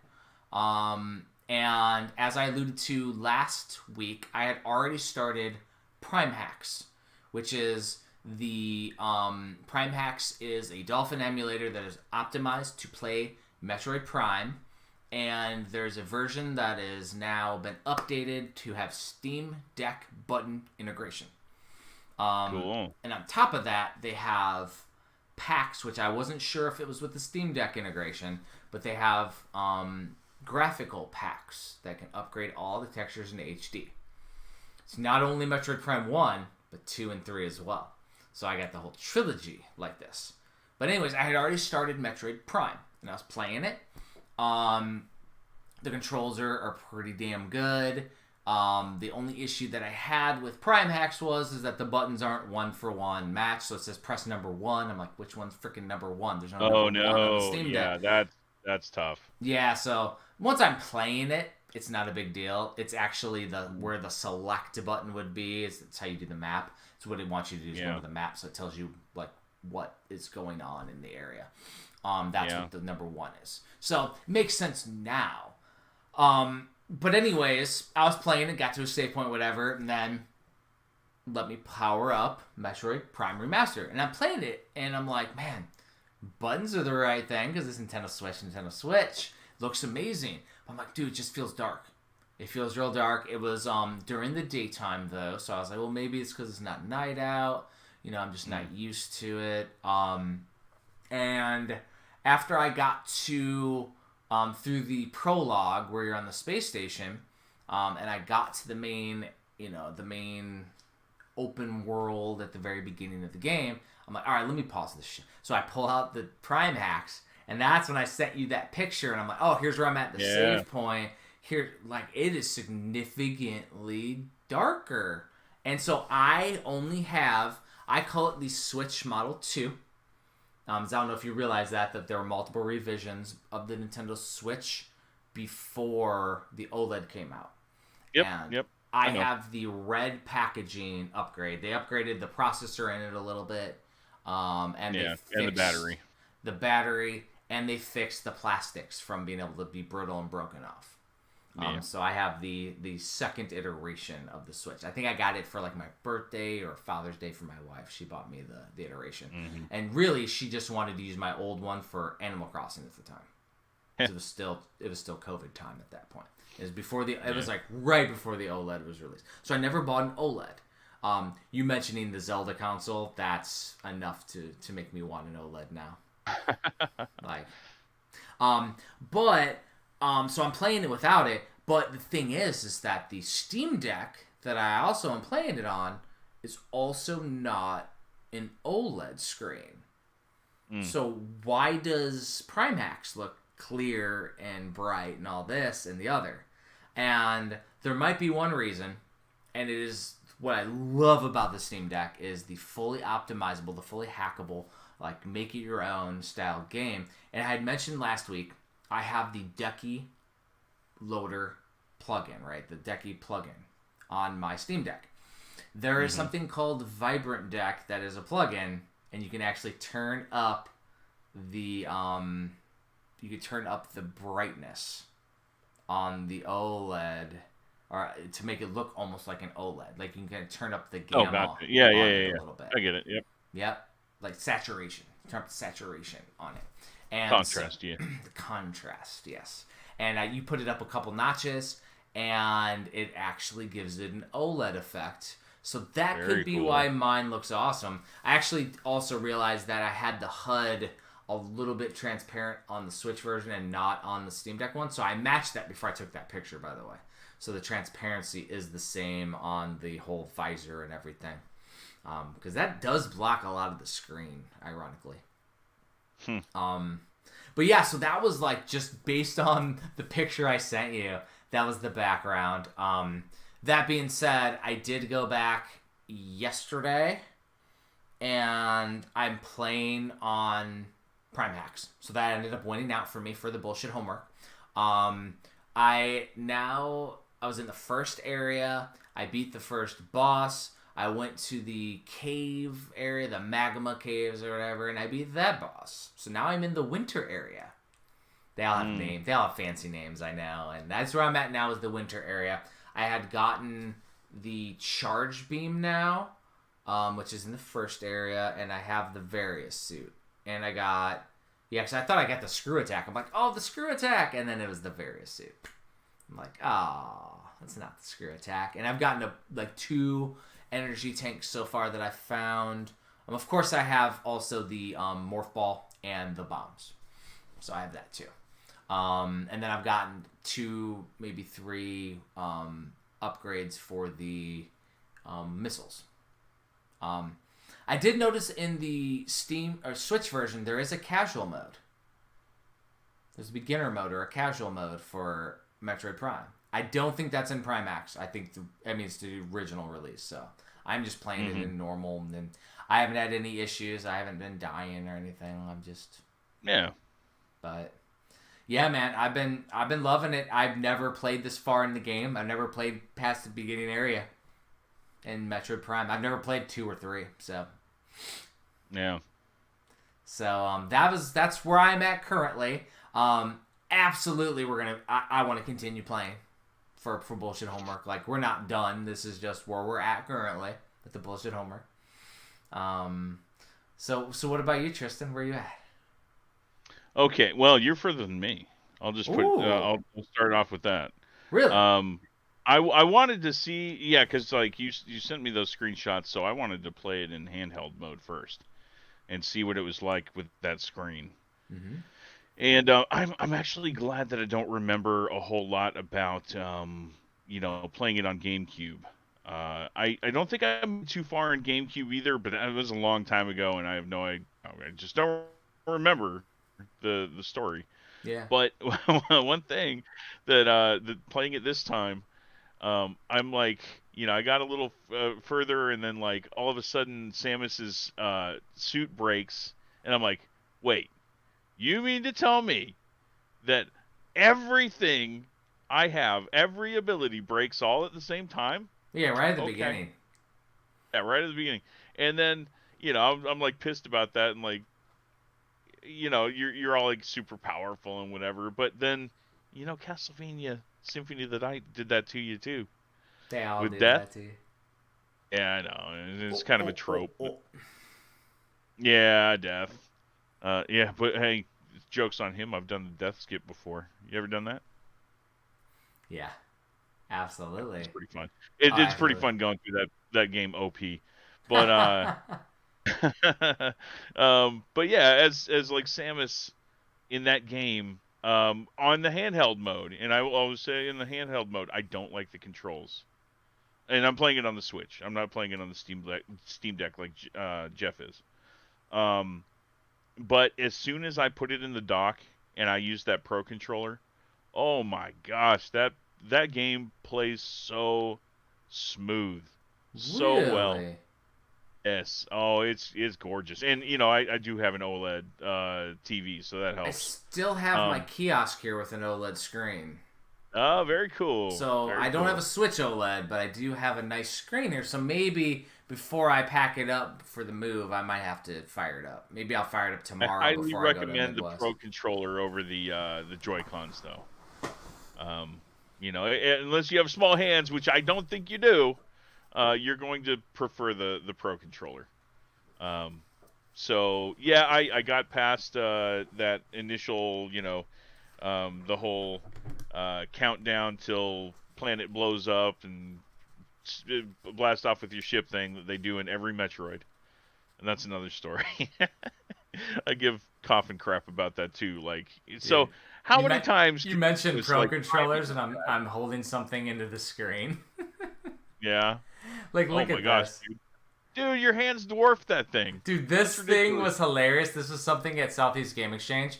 A guy made it, and like, it's so small, and you're not gonna be able to see it in the screen. But like, when you do the right one, you hit buttons with your thumb. Like, it's too tiny. Like, I want to love this because it's small. It just doesn't work for me, man. Like, that's crazy. It's hilarious. It's like a mini Pro controller. It's like a tiny guy. Wow. It's like a toy. Looks like it. Yeah, that would be no good for playing that. I think my hand would cramp like immediately. I have an 8-bit Toe that I love. The 8-bit Toe SN30 Pro. Yeah, 8-bit dude's awesome. So yeah, I made it past that part and then started on the planet and beat the first boss. Yeah, I'm playing on normal mode too. I was tempted to play on casual just to get as far as I could because I only had so much time to play this week. We all do. Yeah, exactly. I mean, that's the problem. But you got homework. It's bullshit homework. Yeah, I don't want to get an F. I'll just get a D-. No. No, I'm not. I'm never gonna get a failing grade in video games. That would just be, the crime against humanity. But yeah. So I got. I think the last power up I got was the morph ball bombs. And so I didn't quite make it to the fireplace. Like, I made it over to it, and then it's like, oh crap, it's way too hot, and then I was like dying, and yeah, so I got out of there. Yeah, so once you get the morph ball bombs, I think in that first area you can there's bombable stuff, and then you'll find some areas. I guarantee you, I haven't found all the secrets. The other thing is with bullshit homework, I am going to play it like we played a rental game back in the day. Okay. Now, we talked about video game flea markets. In the top, the whole time it said video game rental stories. We only talked about flea markets. Oh, well. But that's okay. We'll talk rental stories another day. Gotta love the bullshit. But that being said, though, I'm going to play it like I rented games back in the day. I'll have Nintendo Power hints or Playground hints, like we'll talk about it. Like little hacks and things. However, I'm not going to go online and watch a YouTube video. No. I'm not going to follow a guide. What if it's Nintendo Power? If I have the physical guide, I would. Okay. I'm not going to go online. However, if I get lost and you're not around or something and I absolutely want to continue, like I might look something up very fast. But that would be it. Sure. Like that's if I'm stuck and I'm like, I've been looking around for a freaking hour and I can't find shit. Yeah. Yep. I was wandering around in Prime in that first area. Like I went back and forth a few times. I didn't look it up though, and I found my way. So.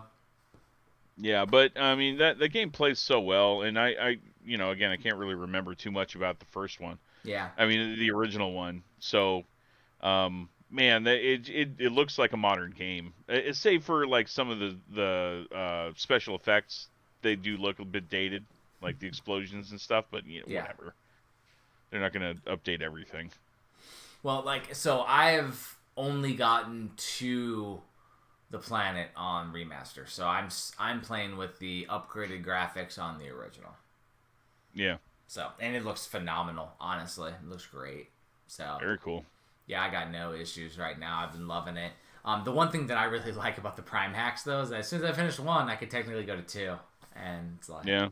That's kind of cool. We won't, because it won't be the bullshit homework, so we're going to stop. But, it's pretty funny. Our main goal, though, with bullshit homework, because everybody, there are some people playing along. I think, on our team, Josh is going to play along. And if he actually does play it, maybe he'll come on and talk and bullshit with us. If he plays it. If he doesn't play it, then no. But, but the thing is that, our goal is to try to beat the game. See how far we can get, and we're just gonna play. We're gonna have fun, and we would like to get it done before Tears, the Tears of the Kingdom comes out. That would be nice. Yeah, that's a good goal.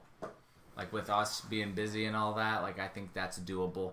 So we're not gonna sit here and cut away all our other responsibilities and play video games it's the whole time. No, just can't do that anymore. No, and also sometimes we do have to sleep every once in a while. So. Yeah, especially for this narcoleptic guy on the other end of the video chat. Yeah, he hasn't fallen asleep yet on stream. No. Eventually. Nope. Eventually. So I don't know if our moment. Nice. You got a ghost. I love the ghosts. So I don't know if our chat is dead or nobody has mentioned anything since we opened it up to the chat. So I'm not sure if there's in YouTube is different than on the screen. On the screen it hasn't refreshed, so it might be the chat itself might be updating. So I haven't seen anything yet. It's all good. So have you been playing anything else this week, or was it just? No, I have not. Yeah, this week has been just a bizarre one for me. Just a throwaway week for me. Dealing with this whole sleep thing. So I'll definitely throw that question to you. Are you playing anything else?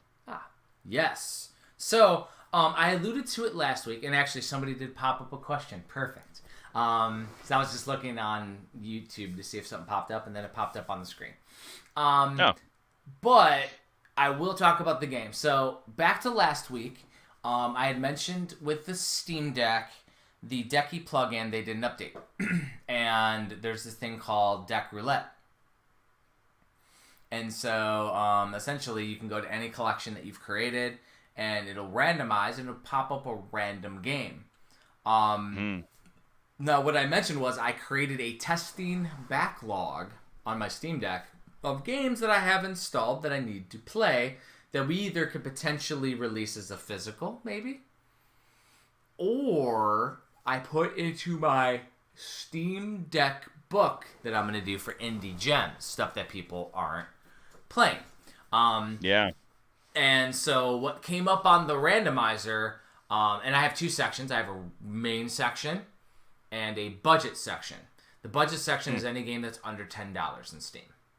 Not necessarily $1, but under 10. Anything over 10 is regular. Anything under 10, and not including sales and stuff. And so the game that popped up is actually a game that is in Steam in the budget section for me. It is, let me see if I can get the name right, because it is an obscure indie game. Boneraiser Minions. That was the game that popped up randomly. Yeah. And so it's like has pixelated graphics. Here's the thing. Have you heard of Vampire Survivors or Vampire Saviors? Yes. Yeah. Darkstalkers. No. Vampire No? Survivors. Well, Survivors. Oh, sorry. I thought you said Saviors. Survivors. Which is I said Darkstalkers. I did say Saviors, but I said Survivors. Okay. Saviors. But Vampire Survivors. Have you heard of Vampire Survivors? It was like the 2022 most played game on Steam. Yeah, I think you mentioned it, or we talked about it. It's like a top down, and you like there's just waves of enemies coming at you, and it's Castlevania. Yeah. And as you get the XP item, your character levels up, and you can gain new abilities. So yeah, Boneraiser Minions has the same loop as Vampire Survivors. However, it's different. So your character essentially cannot attack, but you have minions with you. So you have minions with you, and as you level up, you can get new minions that you resurrect from the graveyard because you're like a necromancer. So you have like a little skeleton with you. Cool. So you have a skeleton with you, and he'll chop at the enemies as they come by, and then you'll get bone raisers.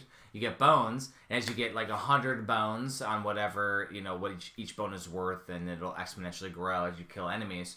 Then once you get to 100, you can raise a new minion, and the minions all have weapon-based abilities. So you'll have like a archer, or you'll have a guy with a sword, or you'll have a guy that can literally raise plants out of the ground that hit enemies in a area. So is this like an RTS or a tower defense, or? It is a new style genre where enemies just come at you, and you just got to avoid them up. Avoid them up. And now Vampire Survivors is similar because your character just does like one little thing, whereas now you have your minions are on you that do the little thing. So it's really those are your weapons. You don't have your own sword, but the enemies attack for you. What's cool though is you get gold that you keep, and you get XP that you keep that turn into these skulls. And you can upgrade your character with different abilities, like you can draw on the bones from further. You can resurrect 2 guys at every level instead of 1. You can start combining characters. So I eventually get these like giant characters that are like slashing and killing stuff. And every so often, I don't know if it's minute based, I think, you'll have these bosses that come out, and then all your characters will attack the boss, and you have to like one of them's a big wizard, and he'll shoot like bullet hell style at you, and you got to avoid the bullets as he's coming after you, and your enemies are your minions are attacking him, and then the next one was like a big knight, and it was like a female knight, and then she like zoom at you. Wow. And then eventually you unlock a dash. So because it's a roguelite, as you unlock and die, you get more money, and then you unlock new stuff, and you get more and more and more powerful. You can unlock new masks. I have a Jason mask. I have a Santa Claus mask. I have all this different random stuff. I have a Shovel Knight mask. Very cool. And it's just really cool. I played it for like 5 hours or something yesterday. Like, it was after Metroid Prime. I'm like, let me hit a randomized game, and I'm going to go to bed. And then it was like 2 or 3 a.m. and I'm still playing. I'm like, I need to go to bed because I got work in the morning. I'm like, what the hell? Yeah. I have to go running in the morning. So yeah, it was super cool. I think it's a $4 or $5 game. on Steam. So definitely well worth the price. If somebody's obsessed with Vampire Survivors, it definitely scratches that same itch. I do feel like, though, in that about 5 hours, I've pretty much maxed out everything you can do. Because as you play, you get coins, and you can level up every single section on the chart to unlock 3 times. I've done that for all the bad guys. Then you can unlock it for all the enemies, and you can make them stronger and have different variants and stuff, which then give you different rewards and give you more money as you kill them. So I did that for all of them, and then you can go through with the little ruins and upgrade your character, and there's 3 different characters, and I've unlocked for the 3, cause I think there's still 2 more characters I haven't unlocked, but for the 3 I unlocked, I did all the upgrades. And this is just from naturally playing through the game. Not dying a ton, and it was super fun, and it was definitely cool as shit. Would I sign it for a physical? Like, it's a small game, but it is addictive as shit. Like, it is cool. That's cool. Yeah, I just got sucked in, man. That is freaking cool. Oh, it looks like Kyle has a pretty good question for us, actually. Okay, so what does it say? As with so many remakes and remasters we've had in recent years, is there a game you guys would like to see remade, or do you think we've had too many? So, I will say, and I will say this about pretty much everything in the hobby, there can never be enough things out there. Absolutely not. Like, there can never be enough books on the Nintendo Entertainment System or on console collecting. There can never be enough physical games out there. If it brings a brand new experience, I feel like that's amazing. But I'm gonna let you... an old game to a new audience. So what would be yours, Tristan? Your dream remake? This one is easy. Oh, okay. Easy answer for me. Let's go. Hey, Nintendo. Nintendo, are you listening? Easy money, Nintendo. Remake all of your Star Fox games and put it in one collection. Star Fox. Easy money. Be amazing. I mean, how many franchises does Nintendo have sitting that they could easily remake using their current engines for easy money? Because you got Star Fox. Especially you got the Wii U version. The original Star Fox that's like 3 or 4 frames per second. But like, I mean, gosh. Have you played the MSU1 version of Star Fox with the upgraded Super Effects chips? So it plays right. I'm gonna say no. It's probably pretty badass. It plays without all the slowness. It's freaking awesome. It's actually harder to play. Yeah. But play that. I mean, the easy money though is that there's a Wii U Star Fox Zero that they could port without the stupid gimmicks. Thank you. Exactly. Oh my gosh, please do it. Sitting right there. I wanted to play that game. I wanted to like it. And when we just got Super Mario Sunshine, so give us F-Zero GX. Yeah, dude. And AX. Yep. AX was just on, like, I mean, there's a way to play AX now on ROM. So, like, give us that. Give us the damn Mario Kart arcade games that are on the Namco boards. Oh my gosh. Like, holy crap, that'd be amazing. Give us Kid Icarus Uprising on Switch. Mm-hmm. Like that's the easy money. Give us Mother 3. Like, give us a Virtual Boy collection. Give us Mother 3 on the damn shop. Like, what the hell? Yeah, Mother 3 literally. for sure. But here's the thing. So if I could see anything remade, the game that I would want to see from Nintendo that would never happen, that I would love, that I played as a kid, Star Tropics.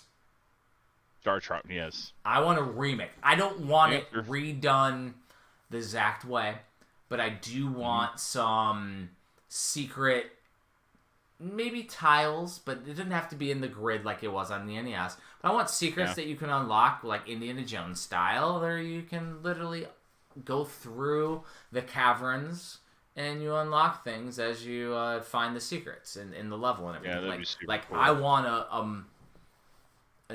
a newer Star Tropics. I want the island style feel. I want the tropical. I want the boss fights. I want all and the humor and everything. I even want they need to put a damn letter in there that I have to put in water to get the code, so I can go to the right radio frequency. Yeah. Like I need it all. Like I wanna Star Tropics. That would be really, really cool. That's the super obscure one though, man. The easy money, like we said, dude. Like Star Fox. Like what are we doing? Yeah. Ironically, they consider Metroid a low selling franchise, so it's like, man. Well, for good reason. I mean, Castlevania's way better anyway. So.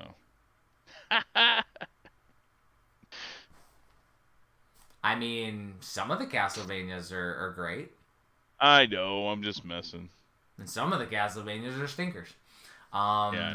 Just how it is. I mean, remake Gyromite. Have you actually played Gyromite, Tristan, the real way? I have, yeah. I even played Gyromite with Rob. No, that's what I'm saying. Have you played it how it's supposed to be played, where you have to keep the damn top spinning? Do you know how frustrating it is to actually keep the tops going? Oh, it's horrible. Like, or you just use the second controller and press it yourself. Yeah, I know. Yeah. Oh, hey. given the choices, yeah, I'd rather have a human helping me out. Let me guess. Your world record on track and field, you were on the ground, like with your hands going on the pad. No, I wasn't on the ground. No, I would actually rock the controller back and forth on my leg. For track and field? Kind of the same thing. Man. Yeah. That was the... Oh, you're talking about the power pad. Yeah. Of course I'm talking the power pad. You were on the... Sorry. You said track and field. I think you're thinking world-class track mate. Yeah. Definitely, yes, I was on the ground. Hitting the buttons. Oh, on track and field, you use the spoon. Come on, man. A spoon? The spoon, huh? You have to have the right spoon with the right crevice, so that way it hits the buttons perfectly. It's awesome. Yeah, and then there was a pencil technique on track and field in the arcade, so you can have it between the buttons, and you just do the tilt between the pencil. You put your finger there, and you go between, so you can maximize and get the world record on track and field in the arcade. Learned that at Galloping Ghost Arcade in Chicago. Nice. Yeah, like the old hack. But yeah, you were definitely the hand mover on. Oh, for sure. Go up to your screen on Duck Hunt. Not until I got bored with the game. I didn't always do that. Yeah, I mean, I was always pretty good with it, so I never really had to mess with it. Mm-hmm. You know, I'm looking at the chat right now. Someone said, "Bring back the letter you dip in water," which you also mentioned. Mm-hmm. I just thought of a funny prank. What if back in the day, and I bet somebody did this. I bet someone was so devious, like, you know, the message showed up in water. It's like, dude, you have to throw it in fire next. Oh, jeez. Then it just, like, burns. That'd be messed up, dude. Someone did it, I'm sure. Crazy. I can't be the only one who thought of that. Yeah, so, I mean, we just talked about Nintendo remakes or remaster since, you know, it was Metroid Prime remaster. Is there anything else out there you'd want to see, like, remade or remastered? You know, I'm thinking of, like, other retro systems, like Genesis. I would like to see, and this is a really deep cut, I would love to see a new Cyborg Justice. Ooh, okay. Yeah. Interesting. Like that'd be a fun beat 'em up. Being able to, like, saw, other robots' limbs off and pick them up and put them on your own and upgrade. That is such a weird game. And then there was Cyborg Hunter, right? Wasn't it on the Master System? Yeah. Uh-huh. Like, yeah, spiritual successors. Like those are awesome. You had Decapitak with moving the head on the Genesis as well, which is part of Psycho Fox for the Sega Master System. We did a video game bullshit episode on all those with Kid Cool, Psycho Fox, and Decapitak / Magical Hat. But no, I think Cyborg Justice, like, the weird thing is how many, and this would be a good episode in the future, how many games or how many franchises were revitalized on Nintendo Switch that we didn't expect? Like Toki. Sure. Like Toki. Who thought we were going to get a damn Toki? Who thought we were going to get a Penguin-Kun Wars on the Switch? Famicom exclusive. Yeah. But we have a Penguin-Kun Wars that was released in ESRB in the US on Switch. Like year 1 or 2. Like, Like some random obscure things that have come out. I mean, we had Wild Guns that was part of last generation, and then on Switch, Snow Brothers. We had Snow Bros. I mean, there's a lot. Strictly Limited. That's our easy one. I mean, they did a arcade Lost Osmond game recently. That was a cool one. There's another arcade game that they had released that was a platformer, that very short game, but it was cool to see it get the physical treatment. Oh yeah, remake Kid Chameleon. I agree with GI Gamer. Hell yeah. Hey, we saw Dyer in the chat earlier. Splatterhouse. Yes. Yeah. Yep. Oh, that. Well, they tried doing it in 3D, not to not so good reception. Well, but and I think Dyer ran West Mansion, the website, and yeah, he did. He actually contributed his information to the game, but like it wasn't what he wanted. Like, imagine if we had a true like Crush Souls beat 'em up, where it's single beat 'em ups, not Splatterhouse 3, like Splatterhouse 1 or 2, like where it's literally like Crush Souls. The way it's supposed to be. And Kid Chameleon would be so cool seeing a remake of. Mm-hmm. Agreed. Yeah, like so many awesome. Like imagine, like, because we've seen a few Box Adventure remakes, remasters too. Yeah. There was also like some of those weird ones on the Wii and the WiiWare, where you had like the random Castlevania remaster, you had the random Star Soldier remaster, Bonk. There was a Bonk on the WiiWare that I had. I think it ended up being that it was like a fan hack or something, because I don't think it really exists. But he had white hair. And I was like, dude, I know I had it. I had it on my damn Switch. And I know there was a remaster of Bonk on PlayStation 2. It came out in Japan. And it might have been that version that they ported or something and got it working on my Wii or something. But I later found it and it was on there. But yeah, I think it was PS2 or something. But it was like, but yeah, there's so many cool little remakes and remasters that have come out over the years. I would love to see some weird ones. Give us Legacy of the Wizard remastered. One collection that I wish Sega would come out with, they actually, I mean, like these remasters, they took a lot of their early IPs and like arcade games and actually like readapted them for the PlayStation 2, like remastered, and it's an entire series called Sega Ages. Mm-hmm. But it never came out in the U.S. Those were awesome. You remember the Japanese PSP releases of like Salamander? Yeah, dude. Oh my gosh, there's so many good games that didn't come. That's another topic. Games that came out in Japan that we wish came out here. Yeah, that's a fun one. I need to be writing these down, by the way. So I'm not gonna remember some of these. Well, we're not gonna remember. We're gonna have to like go back and listen to it again, like we did before. Yeah, exactly. Games that we would say, and those in the chat can always, when we go to the chat section, remind us. Just remind us, everyone, that we're crazy. That's the key right there. No, but like that's awesome though. So the next section on your piece is MGC. Midwest Gaming. What does that stand for? Classic. So I sprung something this last week on Tristan. I was like, hey, Tristan, we're doing a panel. And every year at MGC, we had done a panel. I want to say the last couple years, we had done it at the bonus stage, but every other year we were on the main stage. The Tales of MGC, Midwest Gaming Classic, with Jason Gairas, who runs all their panels, like Kyle and I are on for Video Game Bullshit, are on his series. We're on Amazon, and we have IMDb freaking cred for that stuff. Like, that's some wild, crazy. I had not thought to reach out to Dan Lucen, who runs MGC, until like last week, and I'm like, hey, I didn't mention this. Are we doing a panel? If not, we would like to do one in tribute for Kyle. And then he did mention if on the main one, if it's already booked, but the bonus stage is open. So we actually picked a really awesome time on Saturday. What is it, like 11:30? Yeah, 11:30 Saturday. Perfect time when everybody's finished going through the vendor hall, ready to go. Go get food, do whatever, ready to chill and listen to some guys bullshit about video games.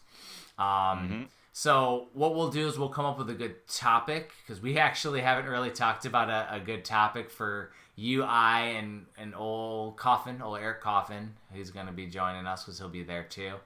I think either we're going to talk about how our tastes in games have changed as we've gotten older, kind of what we alluded to last week, or we talk about all the brand new ways we can play retro games on new consoles. I know Coffin's a techie, so I think he's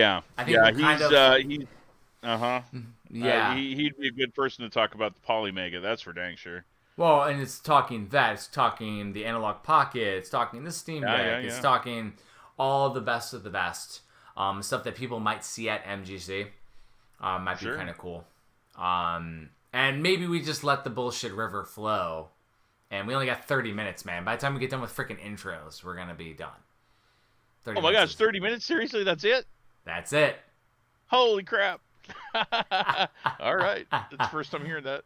Yeah. No and then we're going to have a Premium Edition Games booth there. We got a lot of team members out there, so it might be a Where's Jeff and Where's Tristan deal, where Scott's going to be there and we're out like running around. Usually at these conventions, I'm tethered. I'm there hanging out, shooting the shit, because people are like looking for me, so I kind of want to be there to say hi. That is where you pick up your MGC exclusive version of Cathedral. That is the Gamers for Gamers edition. So we do these variants, and when we do a variant like Gamers for Gamers, it's like $50 instead of $40, and the extra $10 goes to charity.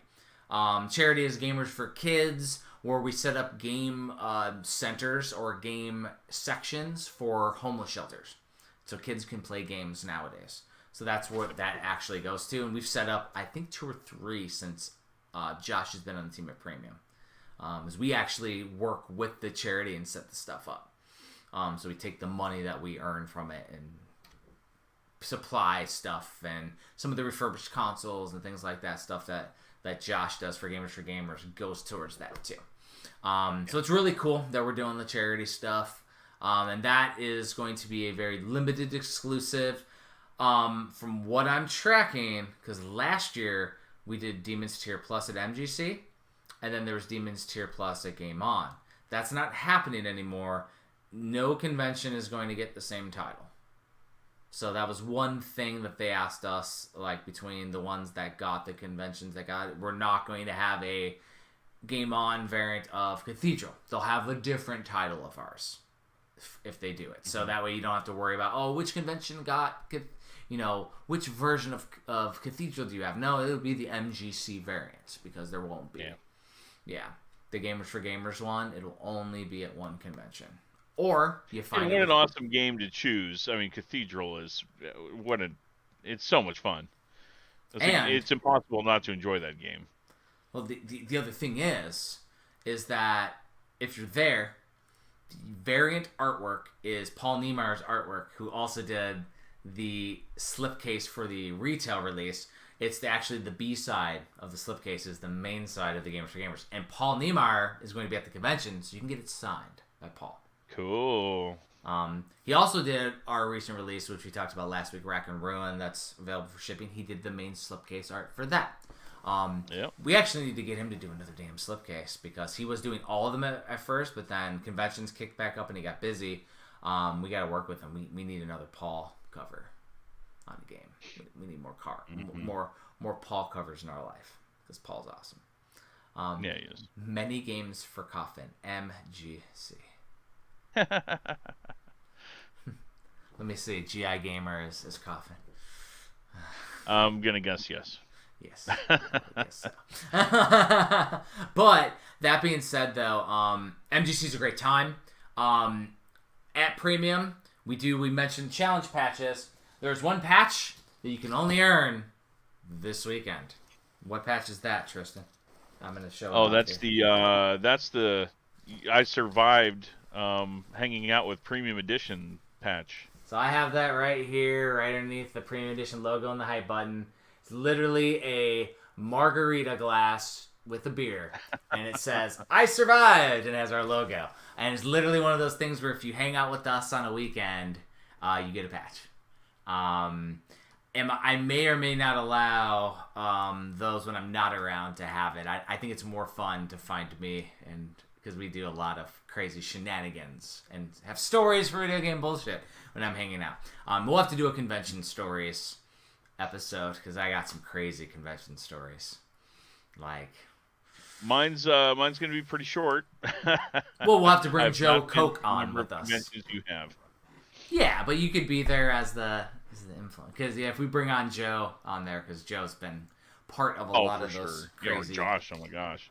Well, Josh doesn't really go to a lot of the crazy stuff. Like sometimes he's tired. He'll go and hang out, but then some of the days he just doesn't. They go to sleep because they've been on their feet all day. Whereas I'm like, my thing is, if I'm at the convention, I'm gonna do all the things and I'm gonna hang out with everyone. No regrets. I'll sleep Monday, Sunday night, Monday. I'll be tired as hell Sunday. Try to not be hungover Sunday or Saturday. Like that's the hard part, is trying not to overdo it day -1, so that way the first day you're crazy. But yeah, we'll definitely be doing all the things at MGC. Typically they'll have they have the vendor hall, so you're looking for games and stuff like that. However, usually they'll have they have the classic Nintendo Age room, where you get together and play all the newer Nintendo stuff that they would have there. That's actually where I had my Nintendo Red Tent on display back in the day.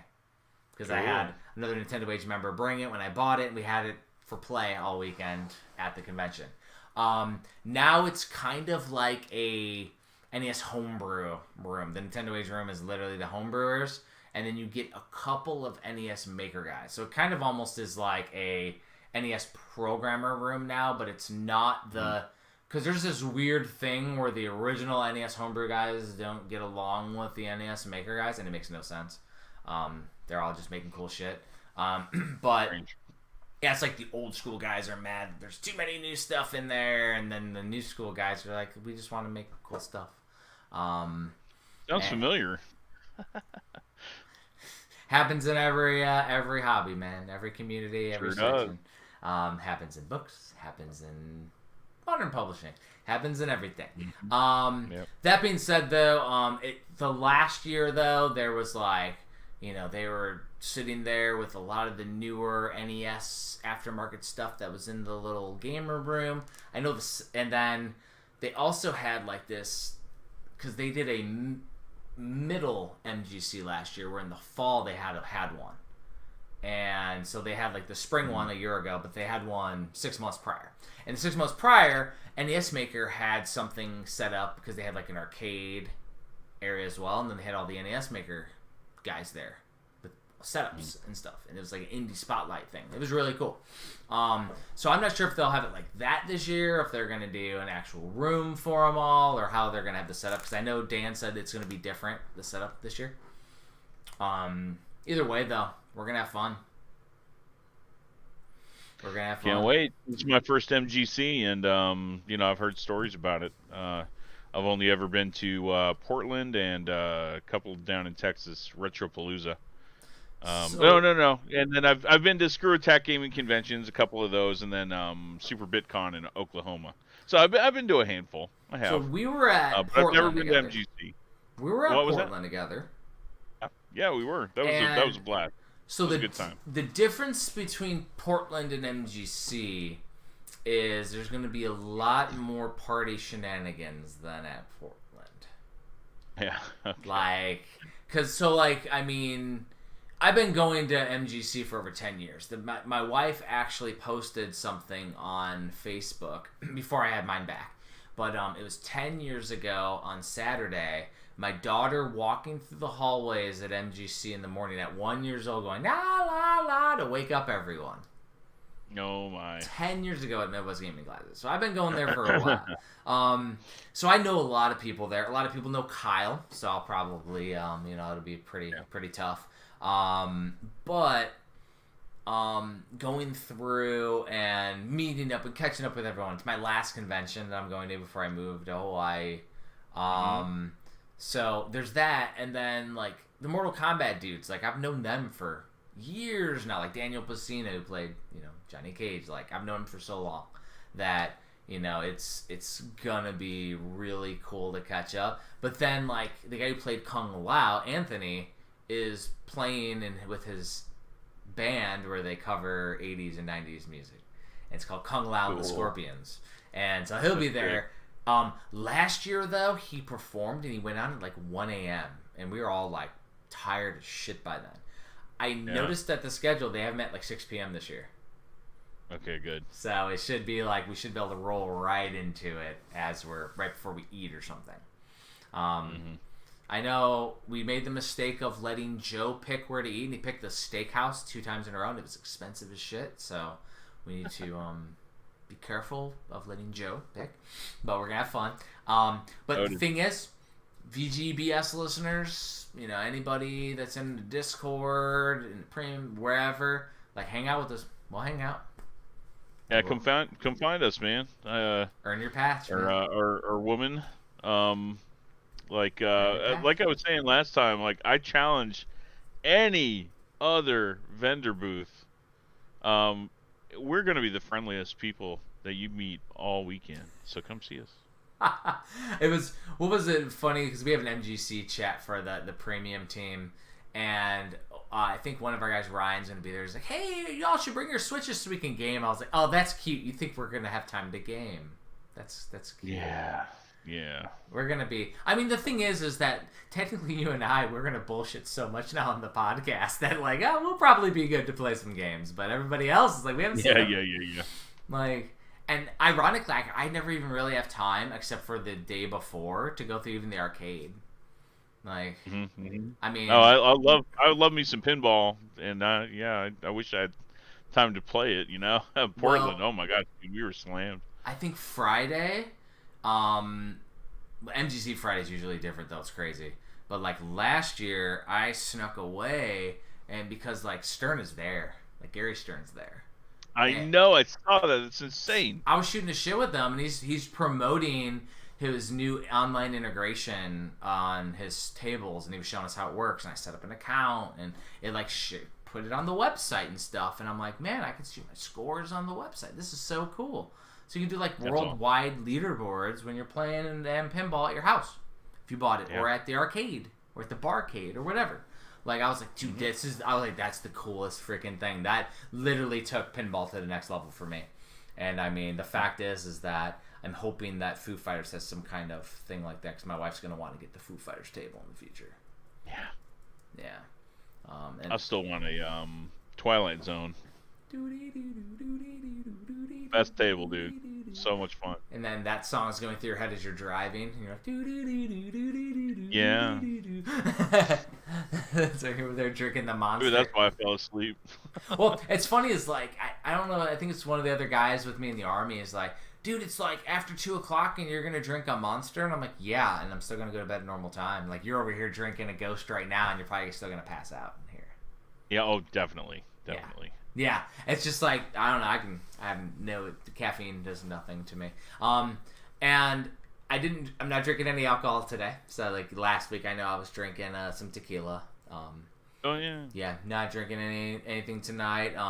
Well, I mean, we were talking about Kyle too and toasting to him. So I mean, that was appropriate.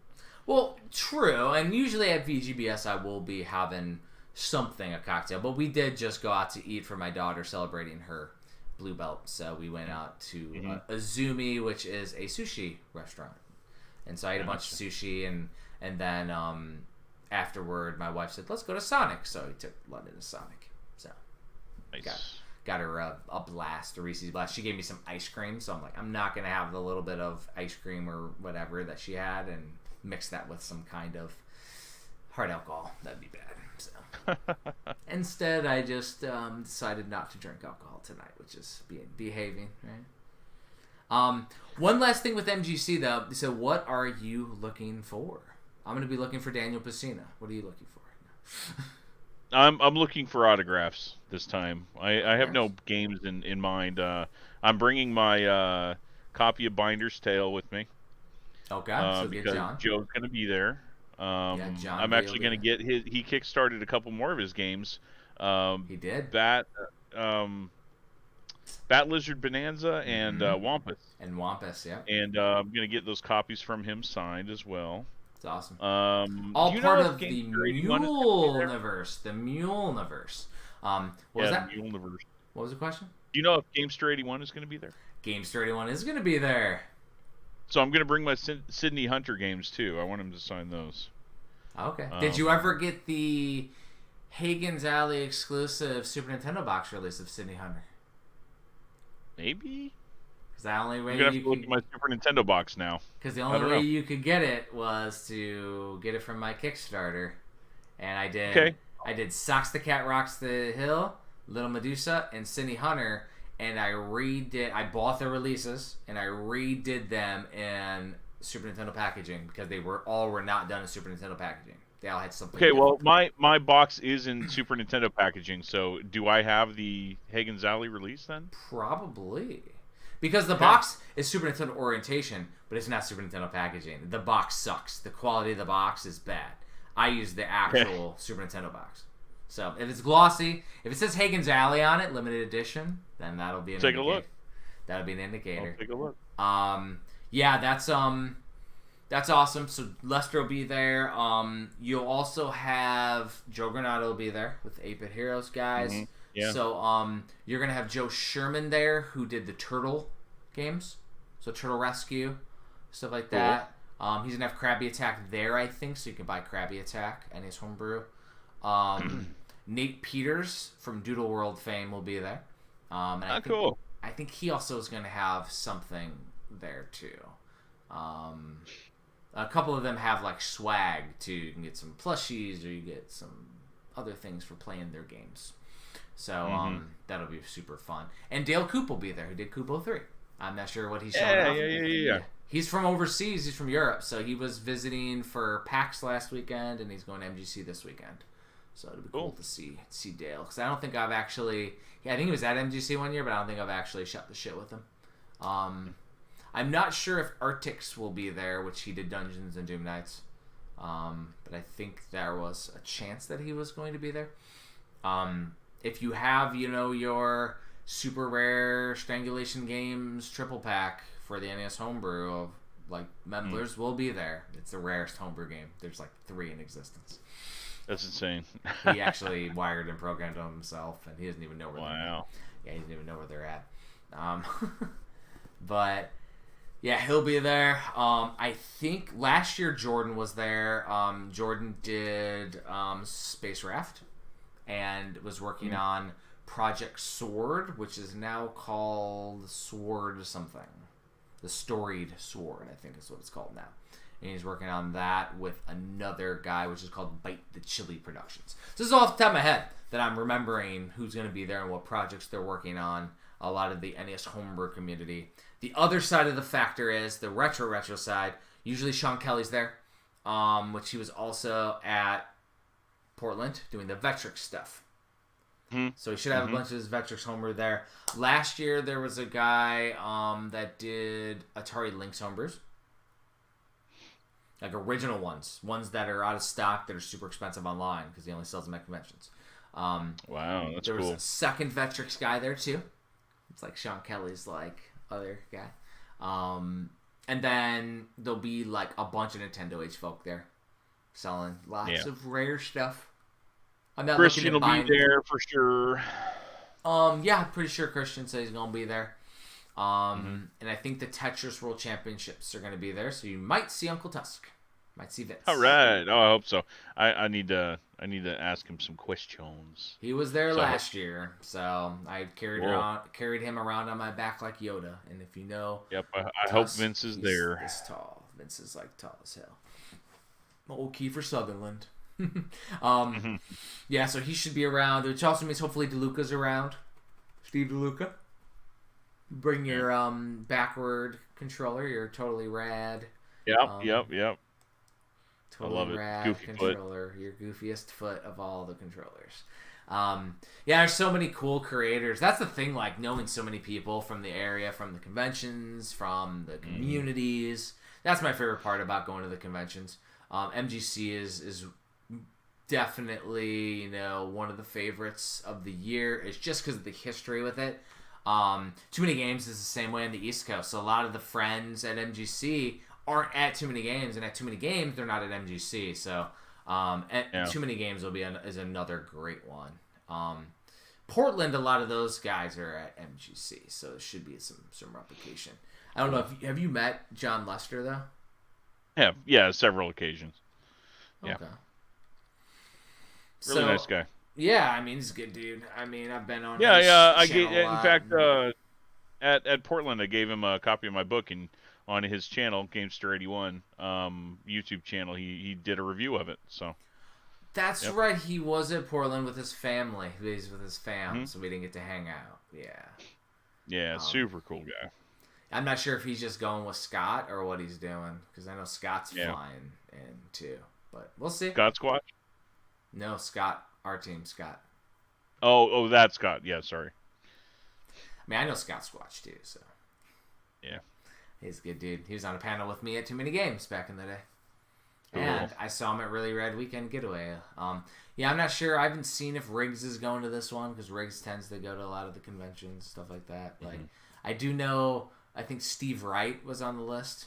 Stephen Wright, collector. Yeah. He's always an interesting one. He's in the Navy. He's a Navy vet. Oh, he is. Yeah, I don't recall seeing. I think Kelsey Lewin's going to be there. So Video Game History Foundation. I don't know if the whole Metal Jesus crew is going to be there, but that I don't know. I don't know if John Hancock's going to be there either, but maybe. Yeah. But what are you looking for as far as games? Oh, I don't look for games anymore. I look for cool shit. So Okay, cool. So like basically anything new projects that people are selling, I'll support. I'm not going to hunt down and want the test copy of the. I used to be that deep where I'd be like, hey, you got this game on test right here at MGC. Can I get that copy? Not doing that, but if they're selling games, I'll buy games from them. If they have copies of the MGC 8 available, I might buy some of those too. Whatever. I would love to get Moto X. And Moto X is Pico Interactive, which Eli, I've known him forever. He had a bad rep in Nintendo Age era, but he's a cool dude. Always been straight up awesome dude. Definitely moving and importing a lot of his stuff to Switch, so we've been talking to him on that side too. So far, nothing's lined up, but you never know. But usually I'm looking for just really cool items over the years. I've mostly just got projects from people. And I think, like Paul Niemeyer had a metal die-cut Mortal Kombat logo that he brought. Cool. And I got that, and I got it signed, and it's in London's room hanging up. Nice. Ironically, I didn't get it signed by the whole Mortal Kombat cast. I just had Paul sign it, which I think they might have already all been gone because it was Sunday and they were all hungover or something from me probably. But that's the kind of stuff where if like somebody brings something like that, I'll definitely get that to add to the ambiance of the collection. But I mean, in reality, like for games, like we have everything for life that I could ever want, so it's more I'm in the same boat. Cool new experiences, supporting projects. I want to see the cool stuff that people have made. So if you came across like a video game console collector's field guide there, like a project like that, like somebody came across your book, that would be something that I would be looking for. So if I didn't know about it, I'd be like, oh, this is what I want to buy. I'm the same way. Seriously, like I love passion projects like that. I mean, and if I came across like the litany of Hagen's Alley books too, I mean, I'm all about like video game literature. It's awesome stuff. Well, and there's a game that I just got in the mail from Kickstarter, Cleopatra's Curse, and he was at MGC, so I had the turbo CD version that I got like a year ago or whatever. So maybe he'll be there again this year. Maybe he'll have some swag or something else. Or, but yeah, so that'll be an interesting thing to see. Is like, what do we not know that we're gonna see? Yep, can't wait. Yeah, we shall see. So yeah, in reality, like I go in with no expectations. Ironically, I'm not flying back. I'm driving back so I can load up. But we shall see. It won't be anything big or unwieldy though, because I do have to bring a bunch of totes back in an arcade from my dad's house. So, dang. Yeah, but we'll see. Because I've seen crazy shit at MGC over the years. I've seen Genesis demo kiosks pop up. Day zero. Dang. Day zero, they're gone by the actual convention. Yeah, it was the year that it was in the old area where we had a circus tent and everything was outside in the circus tent that was protected from the elements. However, the circus tent was in the parking lot, so when it started pouring rain in Milwaukee, it started flooding the ground. So I was helping vendors. Yeah, sure would. It was that year. Freaking crazy stuff, man. But yeah, I mean, I think well, we have Ben C says Blood Will Tell, Final Fight 3, and Apple 2. Apple 2. I've had a lot of good luck at MGC, so hopefully you have a lot of good luck at the MGC, because you know, I don't know if I told the story here. I've told it on Video Game Bullshit, but I don't think I've told it to you. But the Nintendo Red Tent, the year I got it, was the same year at the Sellers Hall that I found all of the documentation for the Red Tent with the specific conversion that the guy had that I bought it from. Like a different sender had the Nintendo Play Choice 10 conversion for the Versus Arcade. And all the buttons, the original buttons of the colors I was missing from his version. So like, because there's specific colors for the Red Tent in it. And so some of the stuff was fixed with non-stock buttons. Well, all the stock ones he had. The exact colors. And that's all he had. And that's the only time I've ever seen all that stuff. I bought everything I needed. And I bought all the cards that they had too. So they had these little square cards that go underneath. And I bought all the original stock cards that he had. Awesome. Dude, it was like, and I've had such weird random luck. So don't have any regret this weekend, Tristan, where you see something super obscure and you're like, oh, I've just come across that later. You may never. Nah, yeah. If I go into these things like, you know, like we were saying, we have everything that we want, but sometimes you see something that you just didn't know existed or that you didn't expect to see. So that's what I'm looking for. And worst case scenario, oh, there's a good yawn. It's been 3 hours, Tristan. We are going too long. Worst case scenario, if I go there, we hang out at the premium table. I hang out with friends, have some libations with Mortal Kombat dudes, have some libations with y'all. I'm good. It's a win. It's fun. Yep. Like, that will be enough for me. If we find anything cool, though, we'll be sure to talk about it. So we got some personal project plugs on your thing. However, just for predictability, I will be out of town all next week. So, all next week, I'm going to be in Indiana. We got to go through Kyle's collection and put it into storage. We have his memorial. And then I'm going to visit my in-laws over by Notre Dame. And then we're going to be driving down south. So when I get back home, then we'll record the week after will be our MGC Fallout Crazy Freaking Stories episode. Yeah. But we will record our bonus stage. So we will record our little bonus stage panel, and we will try to get that up on the podcast. May not come up here on YouTube, but it'll go up on the podcast site. Anchor was now bought out by Spotify, but it's on Apple Podcasts as well. So it'll be up there. The other thing that we're going to try to do besides for signatures, Tristan, voice intros for video game bullshit from everybody Yes, we know. yes. Those are cool. Absolutely.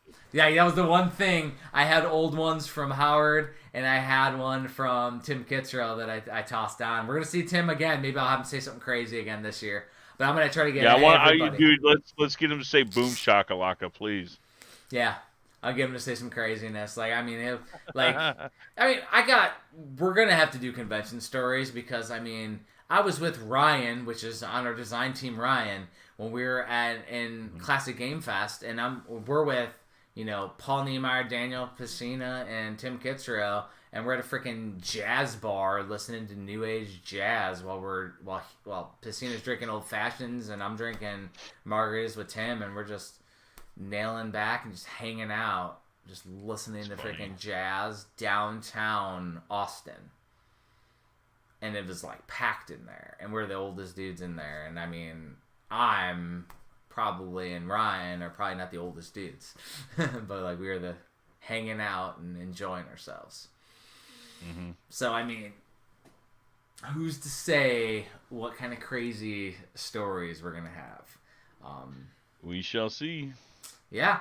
So you wrote personal project plugs, but I did talk about mine at the beginning, so I'm not gonna rehash. The Kickstarter's live. Appreciate everybody for the support. And Ore Body Miner's Tale's up this week only. So we're going to upload the audio here. Probably not tonight, but probably tomorrow. We did it the night of last time, but it'll be the next day. But it'll be this week for MGC. So right after MGC, it's going to be done. We only have limited copies up on the website as it is because everything else is already bought by distributors. So they're already going to be bought and sold on at game stores and stuff. So we only had it was like under 100 copies, by the way. Like there's not many copies up on the website. And it's very low already. We don't really publicize the limited amounts of things. But there's not many copies left. That's almost all the games up on premium site for Switch too. There's not much on the website.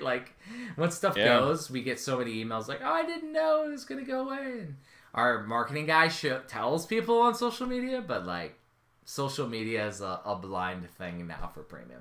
You can't pay money on Facebook or Twitter or Instagram, and people will see it. So, yeah, but. That's basically my personal, stuff. What about you, Tristan? So, of course, I've got the video game console collector's field guide available now on premiumeditiongames.com. If you haven't checked that out, please do. Sure. I'm working on the second book, which is a video game collecting field guide. Yeah, 4 books, 2,300 pages, so huge. A mini encyclopedia. Yeah. Of course, I'm working for Premium Edition Games as a graphic designer. So, starting with Rack and Ruin and all the releases after that, it's stuff that I've worked on. So, if you look at a manual, look at some of the boxes, look at some of the soundtracks, I designed those or helped design them. It actually worked. We got a subscriber during the episode. Nick. Nice. Nick. Very cool. Terragino, I probably said it wrong. Just subscribe to us. So that's awesome, though. Very cool. Our goal, by the way, for subscribers is to get up to 550. I think we just hit it because we were only 1 or 2 away. Yeah. 550. Yeah, we're not trying to chase we're going to have ridiculous goals 550. Now we'll go to 600. What is it 100 episode listens will be cool because we haven't recorded for video game bullshit in 3 years. So yeah. Oh yeah. Continue with your awesome projects. Sure. And then, aside from that, I am writing for Old School Gamer magazine. I have an article, basically just talking about different things that us collectors go through, and talk, the way that our collections make us feel, the comfort that we get from our collections. That was one of the topics. Another topic was whether to keep stuff in plastic or not, whether to slab games. So every single article or every single issue, I have an article in there, and it's a different topic. Nice. And I talk to a different collector. Well, if you ever want to talk about say if you ever want to talk about my piece, which is not slabbing, not taking out of plastic, but putting into a box protector for old boxes to maintain form. Yeah. Well, yeah, that's another subject, and I agree with that. Well, because like for my thing, and this is before shit got out of hand, I would be okay as long as the front is intact. I don't care if the side has a hole or is mangled, because once you put it in that protector, it maintains its shape. As long as I got my art that I can see on the front, if I'm facing the front, and the side-facing spine for the way that you store your collection, I'm good. I also am okay with rental stickers that are nostalgic. I still am not a fan of them on the front, but if they're on the back, I was okay. I'm okay on the cartridge as long as it's not on the artwork. But the stickers themselves now have an artistic and a nostalgic for them, so there's another topic for you for another magazine. And another episode of Video Game Bullshit, because you can just take these and translate these into some freaking magazine stuff, man. You might as well. Yes. Oh yeah.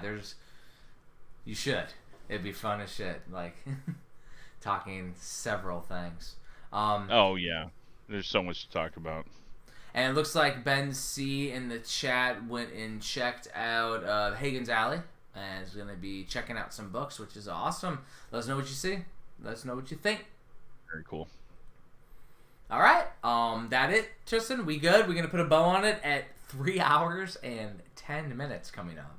I think we're good. Oh my goodness, man. It is great.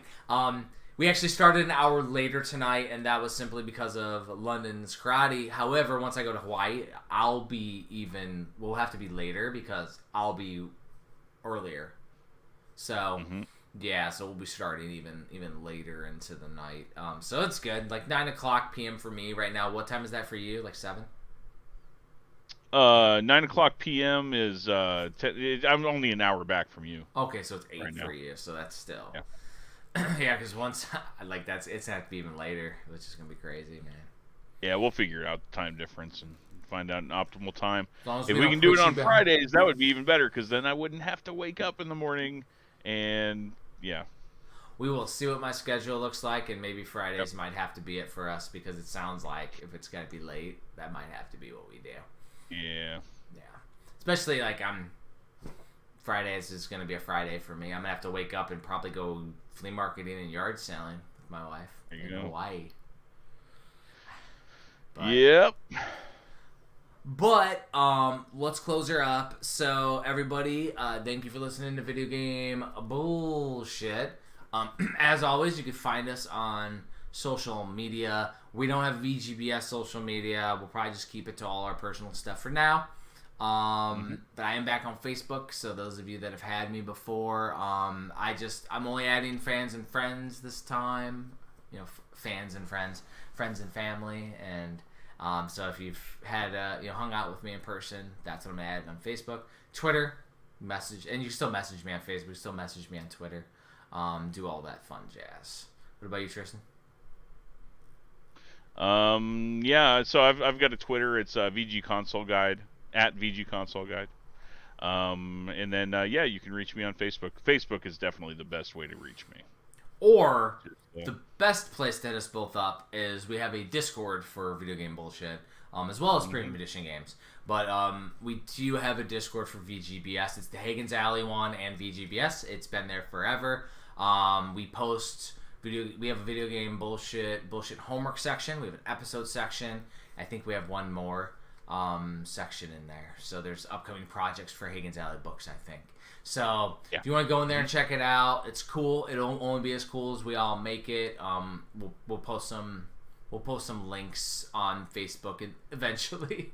And then these episodes, I'm also going to try to upload to hagensalley.com as well. So thanks everybody for checking us out, interacting. Appreciate y'all in the chat, and we will see you in 2 weeks when we record live, but we will have an episode in between.